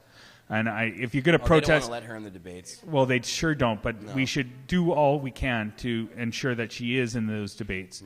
Because if you're going to protest the Liberals, then the Green vote is the second best vote you can do, because even though they won't get elected, I agree with pretty much their entire platform. So, but Justin Trudeau becomes Prime Minister, and then we pressure him to create an inclusive model of legalization where no user, no grower, no dealer are left behind. Everyone gets a seat at the legalization table. The cops no longer have harmless flower criminal targets to go for. That's the kind of legalization we want, and that's the kind of legalization we have to battle for. We have to battle inclusive model. We have to battle the corporations. We have to battle all the powers that be, the forces of darkness, and we have to battle the opportunists in our own community who want to carve themselves out some sort of monopoly or throw some people under the bus, so that we can get our legalization faster and easier, rather than getting the type of legalization that everyone deserves. You brought up an MPP thing to me today. Right. Rob Campia of the Marijuana Policy Project is actually the good guy in this scenario, and the dispensaries are actually the bad guys, because they're trying to create exclusivity for themselves in Arizona, and the Marijuana Policy Project are trying to create an inclusive model. So you'll see that pretty much in every state now, that it's not a battle over if legalization will happen. It's a battle over what kind of legalization will happen, and the battle has to generally falls into an inclusive or exclusive group. Find the inclusive people, the inclusive activists, and join them and fight like heck against the exclusive people, because once a monopoly is in there, it's going to be David. It's going to be hard to remove a monopoly that's entrenched. Right. And I think part of what we saw in the failure in California the last time they had their ballot initiative vote on pot. 2010. Partially that was because of this, what you're talking about. The dispensaries working against the idea of legalization. Well, no. But you fall on the side of that. They were legalization. Well, I was there on the streets and I saw what the dispensaries were doing. They weren't as nuanced as you were about their attitudes toward it. Legalization should not leave 95% of the growers and dealers vulnerable to arrest. I don't think California did that, but anyway. I do. 95? 95%. What percent of the growers grow one big plant or 25 square feet of garden? Right. Well, you can grow up. What we'd have, you'd see as big silos. You need permission. Weed silos. You'd need permission from your landlord to build those weed silos, and they're risking the seizing of their property. Right. Okay. Well, we'll talk about this. Yes. Okay. No, that's a whole other show. That's next year. California will be legalizing again. We're going to have to evaluate every initiative, no matter what state it's in, no matter what country it's in. Yeah. Evaluate it on how many people it protects, and it has to be. It has to be 90 or 95%, I think, for it to be progressive, because it's leaving huge, thousands or hundreds of thousands or millions of targets still available to the cops to persecute and bust. That's no good. People are still getting arrested in California, David, right now. Well, I know. Let's lessen the amount of arrests, but let's fight for the type of legalization that protects all harmless people, not just some of them. That's true, but do you take a gain when you can get it, or do you hold out for the bestest of the best? Well, okay. What I'm scared of is that a monopoly gets into place where someone gets exclusive power to grow and or sell, and then they that spend already happened with medical marijuana in California, the 215. But guess what a win it was? No. Would you take 215 back? 215 had no caps. Well, but we still have medical people allowed to do it and recreational people not allowed, giving them a reason to have motivated to have a monopoly and everything else. Dennis Perone wrote 215 so that any other condition that the doctor saw was useful, which left room for the preventive medicine argument to take place, which is why California is the most inclusive medical model in all of it's very good. The world. But we're still coming away from the 215 needs to be improved on. Right. You shouldn't have to have a doctor's permission. It's not perfect the way it is now, is it? It's not even close to perfect. Better than not. But than what it's it was not before. monopolistic. Right. It doesn't give growers and dealers exclusivity. That's the type of and 19 fatal compromise. Would have been better than what we have in California now, right? Prop 19 would have been worse than what we have now in California. Yes, it would have shut down personal med gardens. The way it was written, that's what Bill Panzer argued. Well, Bill Panzer is not the authority on this issue. Bill Panzer came up with a very cogent argument on this topic, and it was written, and I repeated it in my article called Legalization for All. I remember. Okay. Bill Panzer said the way it was written is that they could have shut down all the med pot gardens that were above a certain size, or didn't have the landlord's permission. Same things that they said about some of the other bills, and you shouldn't have to take that risk. You shouldn't. But I am glad that Washington, for instance, legalized marijuana, even though their bill isn't perfect. In fact, it's full of shitty problems. But I am so happy that they passed it anyways, and that we didn't hold out and wait for something better that was all inclusive and perfect for everyone. Because where would we be in Washington now? The momentum and there's just too many benefits. It's good to have an example that we can point to and say, how long will it take Washington to protect the rest of the 95% of growers and dealers? But you don't think Washington was beneficial for our community? I think if you're a grower and dealer in Washington, you have a criminal record, you don't have connections, you maybe have dark skin, or whatever criteria that they use to exclude. Imagine if it most failed, people. how it would have been.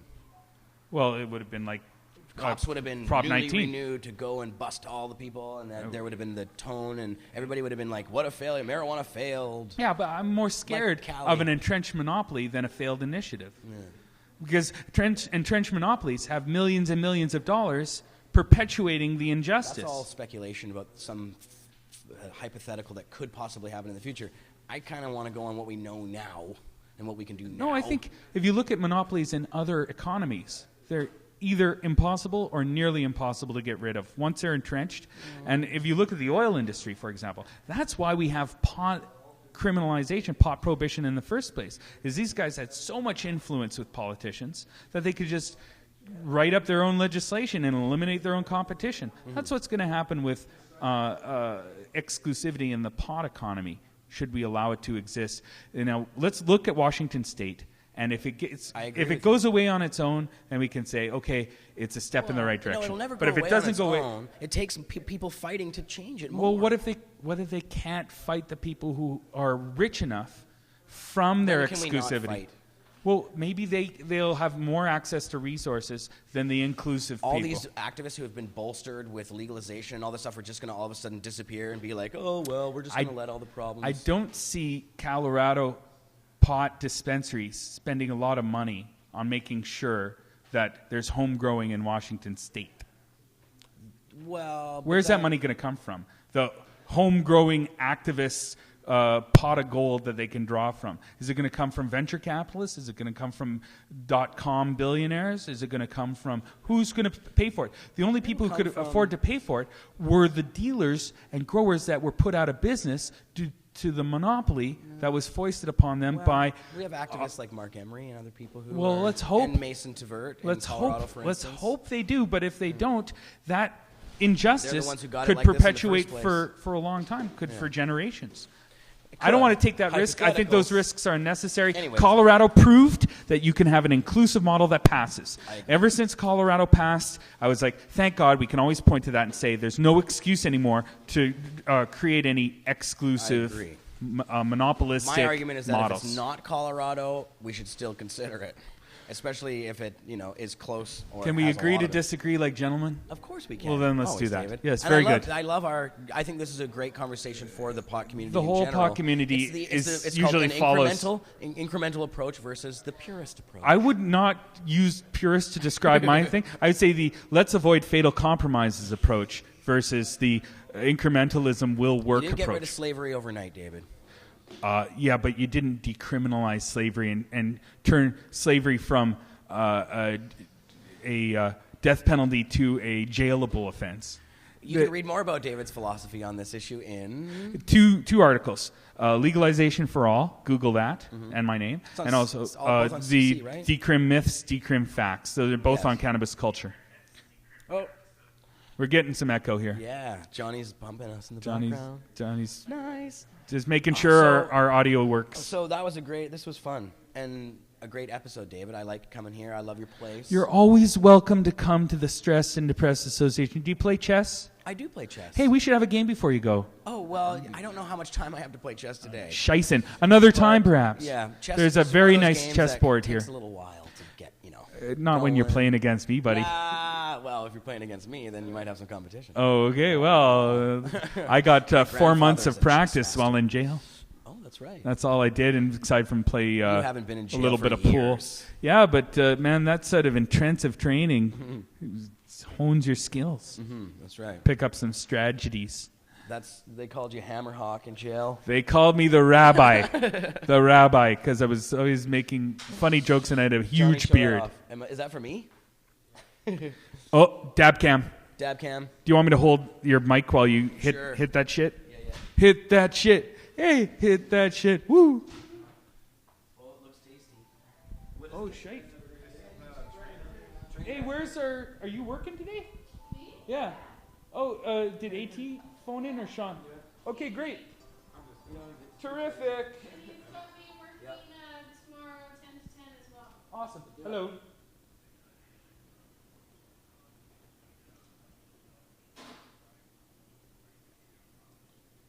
I'm gonna no, probably not. I think are we almost done here, guys? I think I'm just about ready to head downtown. Yeah, why don't you call me or meet me on the pop block? Are you guys going back to the pop block? Yes. Do you have a ride? Yeah, me. Yeah, we got a car. Can I get a ride with you? We're in the vehicle. Johnny? Of course you can. Yeah. Okay, yeah. Are we taking off in about half hour, 15 minutes? All right, listen, I'm going to be probably on the pop walk in a half an hour. I'll meet you down there. You should come over here, or maybe we should move the cam. You don't have to. You know what? Move the cam? Because I want to talk to you about some of our shenanigans. Okay. We could do that, or you should just come sit over here. It's easier. Or unless you want to hit dabs while we do it. Okay, let's do that. So that's the famous Bob High. He's co-conspiratorializing with me on the Amsterdam comics, and that'll be ready one day, and it'll be awesome. 420 pages, hardcover, full color, the greatest comic book in the history of the medium. Wow. Including Watchmen and Dark Knight. Wow. What? Yes. And it's gorgeous. Everyone who's seen it says it's mind-blowing. Watchmen is pretty dope. I know. I like Watchmen's V for Vendetta myself. V for Vendetta is also a great comic book, but none of them will be able to hold a candle to Amsterdam comics. I've seen the proofs of it. It's pretty sweet. Or the originals, actually. Yeah, the originals, amazing. Exactly. Yeah. Johnny B. So, David, now I'm stealing your microphone from you. And all right. David, come over here and give me a hug. Great job. I'm so proud to see you here in the place that you've wanted to be for a long time now. Yeah. And accomplishing the goals. Hey, potatoes. Awesome. Potatoes. French fries. Oh, is that what Ah, potatoes, French fries. French fries. Love it. There you go. Hilarious. All right, Johnny B in the house. And so you and I causing trouble online. There's no trouble. Your hilarious video series. You know what? It wasn't geared towards anything except for I'm a solventless guy, and yes, I have smoked and smoke live resins, but personally, for choice, I've always geared towards more of the non-solvent. I mean, I remember making it 10 years ago. So you like dry sift. Long story short, like bubble hash. I'm about dry sift, bubble hash. Love it. And now Rosin.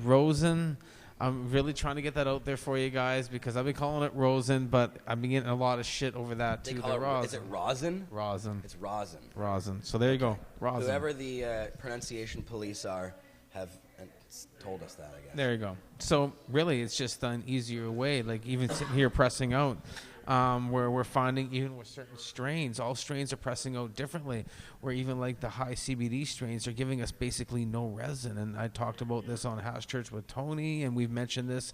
So there is just a difference with this whole technique, and really it's dialing in times and temperatures, and we're all going to start learning this over time, and more research will come out.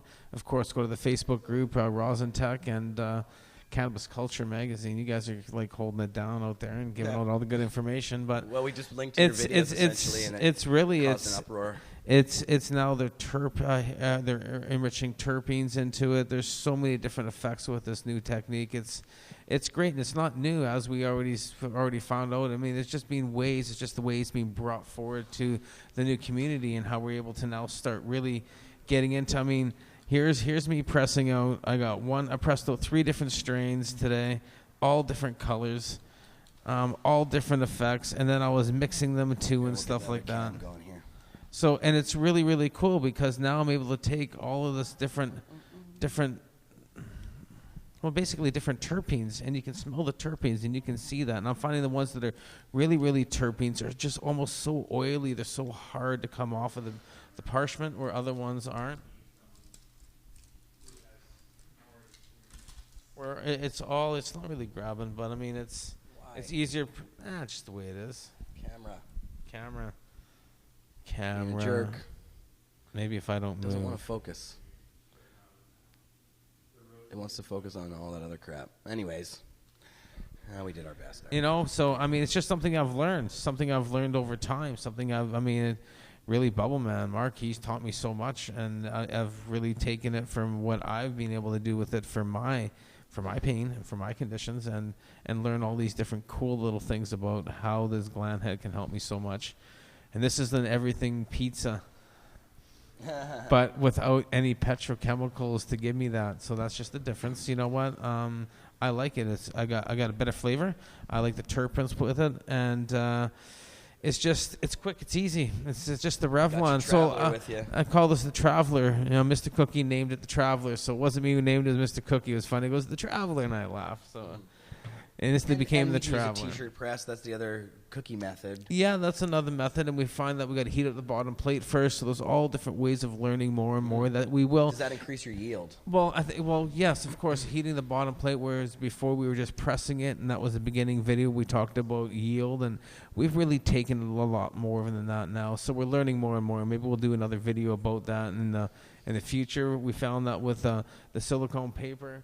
That Teflon paper worked really good if you're pressing out hash, and I really found that out, but didn't work good for bud at all. So I found with the parchment worked good for bud. What's on parchment paper? What's on parchment paper? Yeah. I have Medikush, My Little Pony. No. I'm not meaning what is the weed on it. I mean, what chemical is on parchment paper? What chemicals on parchment paper? Do we know? We should find that out. I bet you if we ask chat right now, I got chat right here. Parchment paper is coated with silicone. Silicone. Well, is that at a certain temperature? Silicone. So this is silicone. Change. Silicone won't change at certain temperatures, and there's no way I'm heating. Do we know what temperature it does change? Well, we put parchment paper in ovens and stuff like that. That's true. It's meant right? for this particular purpose. So this is meant they cook with it. But that's different than saying. Pressing it against things with a hot iron, I suppose. Yeah, for 5 to 7 seconds. Anywhere from 250 to 280. I've been carrying around my heat gun and really showing. I've been showing a lot of people, and I find what works better for me and stuff like that because it gives people the opportunity to have a lot of fun. It's I'm seeing it now. I'm going to Cannabis Culture store, and you guys are downstairs pressing out and showing people. It's it's kind of fun, right? Who is in the store? Yeah, they were pressing out. Store? It was Keegan. Oh, Keegan. Yeah. Oh yeah, he's he was pressing it out. He was having some fun and stuff like that. So cool. I thought that was kind of cool. Oh, that's right? fun. We don't sell the hair straighteners in the store, but no, but you know what? I them. figure Soil Grown Sal's coming out with a Soil Grown Sal press. I mean, I said it to him, so I mean, we're looking forward to that. Somebody. I mean, and I guarantee someone's coming out with something. But Sal, all you did, I told him. Well, it is. They sell them. They sell them in every drugstore. You don't have to really come up with one. They sell them in every drugstore. They're all temperature ranged. Yeah. All your girlfriends have been straightening their hair for the last 20, 30, 5, 6, however many years. All know times, temperatures, and pressure so they don't burn their hair. They're pretty good at probably pressing out your buds, so hand it over. See, then they're the new extraction artists of the future. That's hilarious. 24-hour donut place in Delicatessen. I know. 24-hour donut place called Duffin's, just on the same block as we are on. Did you want anything from Duffin's? Probably. I'm going to go on a Duffin's run. What do they have that's delicious? What do you want? They got it all. Yeah, you want one of those?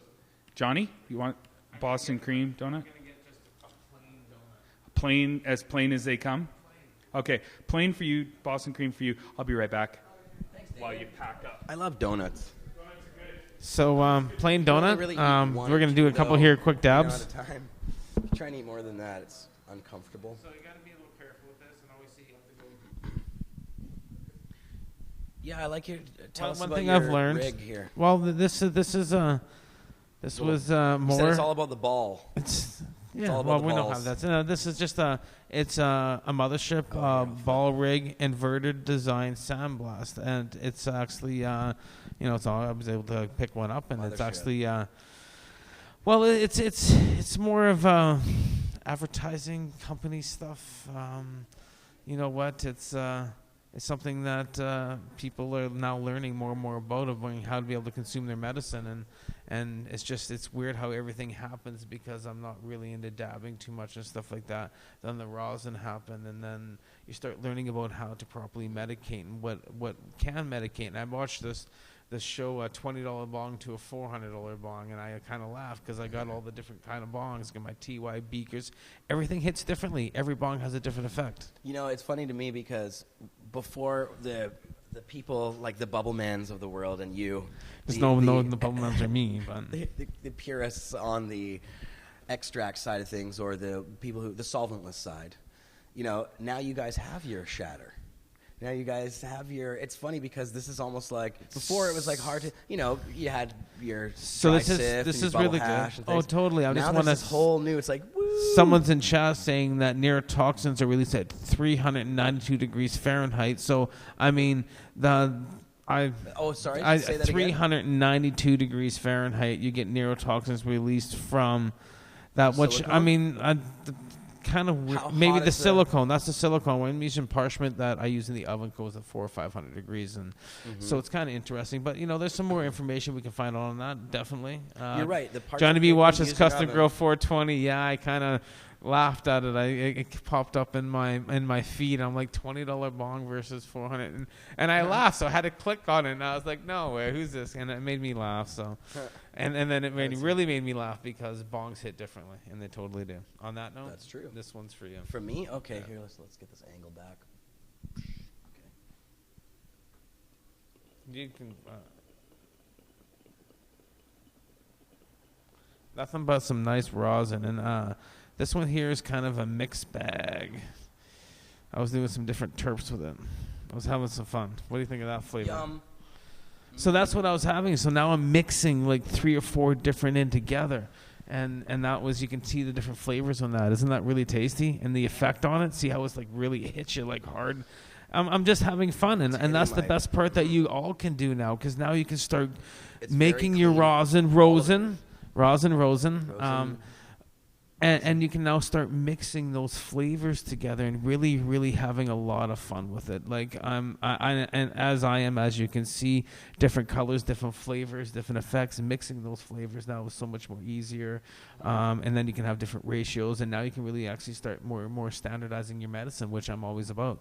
Standardizing your medicine is my biggest thing I always talk about so much. It's fun and easy too. That's the funny thing about it. It is. It's just fun and easy, and you don't have to there's no threat of blowing yourself up or anything either.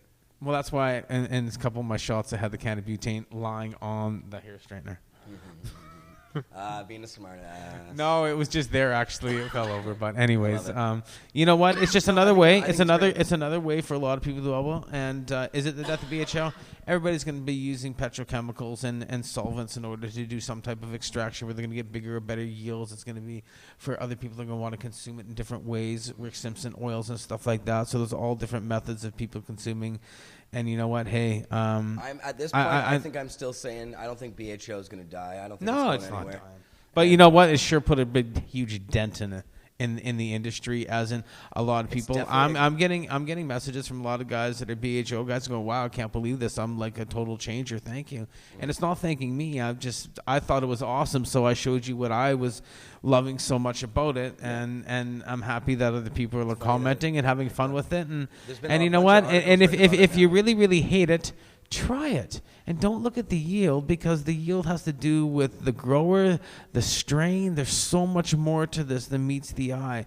Once again, we're just scratching the surface when we're getting into anything. So we're the beginning stages of scratching a surface. That's about all I have to say about that. I'm dabbing. Dave's coming back with donuts. At the Stress and Depressed Society. At the Stress and Depressed Society. Sad ass. Yeah. And I'm not sad. As I'm not always. Stressed or depressed. I'm not stressed or depressed. I'm quite happy. I'm always very well. Is that, I don't feel like I should have to go to a doctor at all. Well, I always say that it helps, like, a little bit of it in activated cannabis every day for general well-being. It helps you shit. It gives you basic function. I've been saying that with Paul for so long. Like that's, and we've been saying that since, that's a little bit of activated THC daily for general well-being. And exactly, you don't need to have a doctor. I won't be happy, though, until I can make my own decisions with no governmental official in my fucking business deciding whether or not I can do something that's completely harmless to myself. Until the day where I don't have to ask permission from anybody or get some stupid note or somebody else's signature about it, that's when I'll be happy. And until then, though, we're going to have to keep fighting. Even if everybody gets a doctor's note, that's just not enough for me, you know? But I like the idea, and I think David's scheme is going to be a pretty good one for Vancouver here. It could be a game changer in certain ways. We'll see how it goes. Well, pretty much you need a doctor's note, and that's what's required to basically go back to 1961 United Nations for medical and scientific purposes. We go through all that whole thing, but I mean that's what it comes down to. If a doctor is saying that you're using it for some type of medical reason, which is basically you need it just so you can poop. Yeah, or just to be... Jay, just so you can pass a little bit easier. Yeah. That's about it. Why? Because you know what? I like to have a better shit. I don't think I need it. I want it. No, you need it. Well... There's more binding sites in your brain related to cannabis, and your body likes it, and it regulates it, and that's what cannabis does. Cannabis Hey, look at me. Syndrome, cannabinoid I mean, I deficiency function syndrome, every day because I smoke massive amounts of hashish. But it's but one not of those massive things amounts. where I medicate properly where I'm able to function on a daily basis. It's kind of like food for your brain. Exactly. Yeah. Food for your That's brain. how I function. All right, a lot of people around me. Well, I think that was a fun episode. There was something. Wait, I just want to grab my notes. Oh, we were going to talk, Johnny, about the cops behaving badly. We talked about the city and 420. We talked about. Oh, did we talk about Saskatchewan, the smell thing in court? Yeah, you and David talked about that, right. so that's huge. Because that brought up because here just recently there was a YouTube video posted. I'm high now. I know one dab is all you need. It's rosin. Yeah. See, I said it right. Rosin. Rosin. Getting it. Rosin. Who is this Roz guy? I don't know. From Friends? But a cop actually smashed the window of a gentleman here in town, hauled him out of the car. It was put on YouTube, everything. It was VPD. He was arrested and he was charged. And that all went through. So, I mean, that's what just happened. Yeah. And this was all because of the smell. No, so that wasn't the cop. they reached in. Wait, there's two things going on. Hey, what's up, guys? What's going on? There was two things that happened. There was the smell thing. There was the cop smashing the window here in Vancouver. Pull him out, but charging there him. was also the California cop berating a person. Oh, that was great. Yeah, that's the one that was who got great. in trouble. The California cop got in trouble. The Vancouver cop who smashed the window out, I don't think he's in any trouble yet. He's no trouble. No. There's been nothing, blah, blah, blah. The guy pled guilty. His It's all window done. smasher is cool. The cops are defending but him, the one saying down, if you don't want your window smashed out, do what the cops tell you. That's what the Vancouver police actually answered the press, to the CBC with on that one. What if? But the one down in the U.S. was a fire chief or something, and he was pulled over because he had tinted out windows, and he felt this officer pulled him over and he was being racist and there was no reason for him to pull him over. And it's a 13-minute video on YouTube, and you know what? It's priceless because it really just shows once he shown that he was basically protecting and serving the peace just like he was, and no, you're here for me, I know that, like I'm here for the people type deal. He presented himself very well, and it was something that made you smile. Like, I don't watch a lot of stuff, but this is something that you wind up watching. And that's what is funny about both of the videos. The one with the Vancouver police officer smashing the window out as well. The guy who was recording the video was very polite the whole time. Oh, yes. Wasn't provoking the police officer in any way. Was just sitting there peacefully recording, saying, "Yeah, that's what am I being pulled over for." And these cops are just like raging maniacs. And if they basically don't shoot because you, he was pulled over for smoking and driving. And that's like drinking and driving. So, I mean, that's why there was nothing done about it. I mean, it's like someone is drinking and driving, and he pulls over and he's still drinking and he's drunk inside of his car. The cop's going to smash the window and pull him out. Would you say anything about that? In reality? Right, exactly. You know what? So, I mean, we have to take a look at law. And law doesn't say that I can get on my car and drive down the road and smoke weed. Right. That's it. So that's why, you know what? But I mean, the officer that pulled the guy over for no apparent reason. Yeah. Like, if he just pulled me over for no apparent reason and I rolled down my window and my car reeked like weed, I wasn't smoking it, nothing like that. Right. There's no reason for you to pull me out of my car. Or something. No, exactly. But what we're looking at is there was no reason to pull. This guy was pulled over because he was smoking. But anyways, I'm ranting now. Yeah. See, I'm high. Sorry. Well, there's a lot of videos coming out of cops behaving badly, doing crazy fucked up things. Like this one where they shoot the mentally ill guy. That was crazy. They're at the door for like 2 seconds and they just fucking gun this guy down. They don't even. He like apparently had a screwdriver in his hand, and you can see it in the video. He wasn't doing anything. He didn't even lunge at them. Even if somebody lunges at you with a fucking screwdriver, you don't shoot him 6 times. Like, what is wrong with these cops? Like, I can't. And then they defend it as if that's normal. That's fucking psychotic, not normal. You don't fucking shoot a guy like that for any reason. Like, if I was a cop, the last thing I want to do is kill someone. I'm telling him to dab himself right now. He needs to get high. Him and David were talking too much. They weren't smoking as much. And I find that when we smoke more, we talk more about news. No, we blabble on. Yeah, I think the best part about it is maybe when we see this, we should just offer the officer a joint. Here, you should calm down. Yeah, give him help a dab regulate your central nervous system Rosin. and calm yourself down. I don't know if anybody's out there, but how many people have taken their moms or girlfriends or wives' hair straightener and tried it out? I've got several messages on that one. Yeah, that's funny. I'm waiting for the moms and the wives and girlfriends to start messaging me going, thanks, John. That's so funny. Yeah, that's where everybody's going to be going for it. Well, you know what? That's why I mean there's no device. It's there. They're in every Shoppers Drug Mart. They're in every drugstore. They hang on every shelf, so there's no reason to come out with them because they're already there. The ceramic ones, the Fahrenheit one is apparently. Extract artist. I know the Fahrenheit one apparently with the ceramic plates goes from 150 to 400, which is apparently like one of the better ones out there. They range from $24 to $199. Go pick yourself up a hair straightener. Have some fun. Learn your weed and learn about different terpenes. And when you don't find it's not squishing out, learn about it, study it. Why? Because if you smoke it, if it gets you high, if you're not getting the resin, there's reasons for that. So then we start looking at those. That has everything to do with the flavors and the smells. And then we start looking at how terpenes modulate the central nervous system. And you know what? That's so great about science. So much about this. The science, you can actually do your own. You can be your own scientist at home. I've been my own scientist for years, so it's kind of cool. So look at me, I'm excited. And you should be excited because you guys can learn so much. Back in the lab. What's up, ladies? Yeah, you too. We'll hopefully see you again soon. Sooner than later. Jeremiah is just a little distracted. That's sorry. Yeah, that happens with cute girls. So what are we doing here? Are we calling it? Do we got any videos? How's that list going on there? Played the only video I was going to play. We talked about the death of BHO, and everybody knows about that. What I did want to say was we had the concentrate cup at how'd that go? Cannabis Culture. I didn't make it because I was sick. I have a. Oh, here comes David. He's got. I would have got Marijuana coffee. Man has a head cold. He didn't do. You might have to go get the door for him. Oh, nice job. He's actually was feeling from under the weather. Yeah. See, no, I stayed away all week. There's reasons for that. Yeah, I wanted to say that there is another, not the concentrate cup that was the same one that was at Cannabis Culture. The whole thing. What's the name of the concentrate? They didn't have concentrate on 419. No, the one coming up on 419. Mark Emery's the host of it. It's at Eden.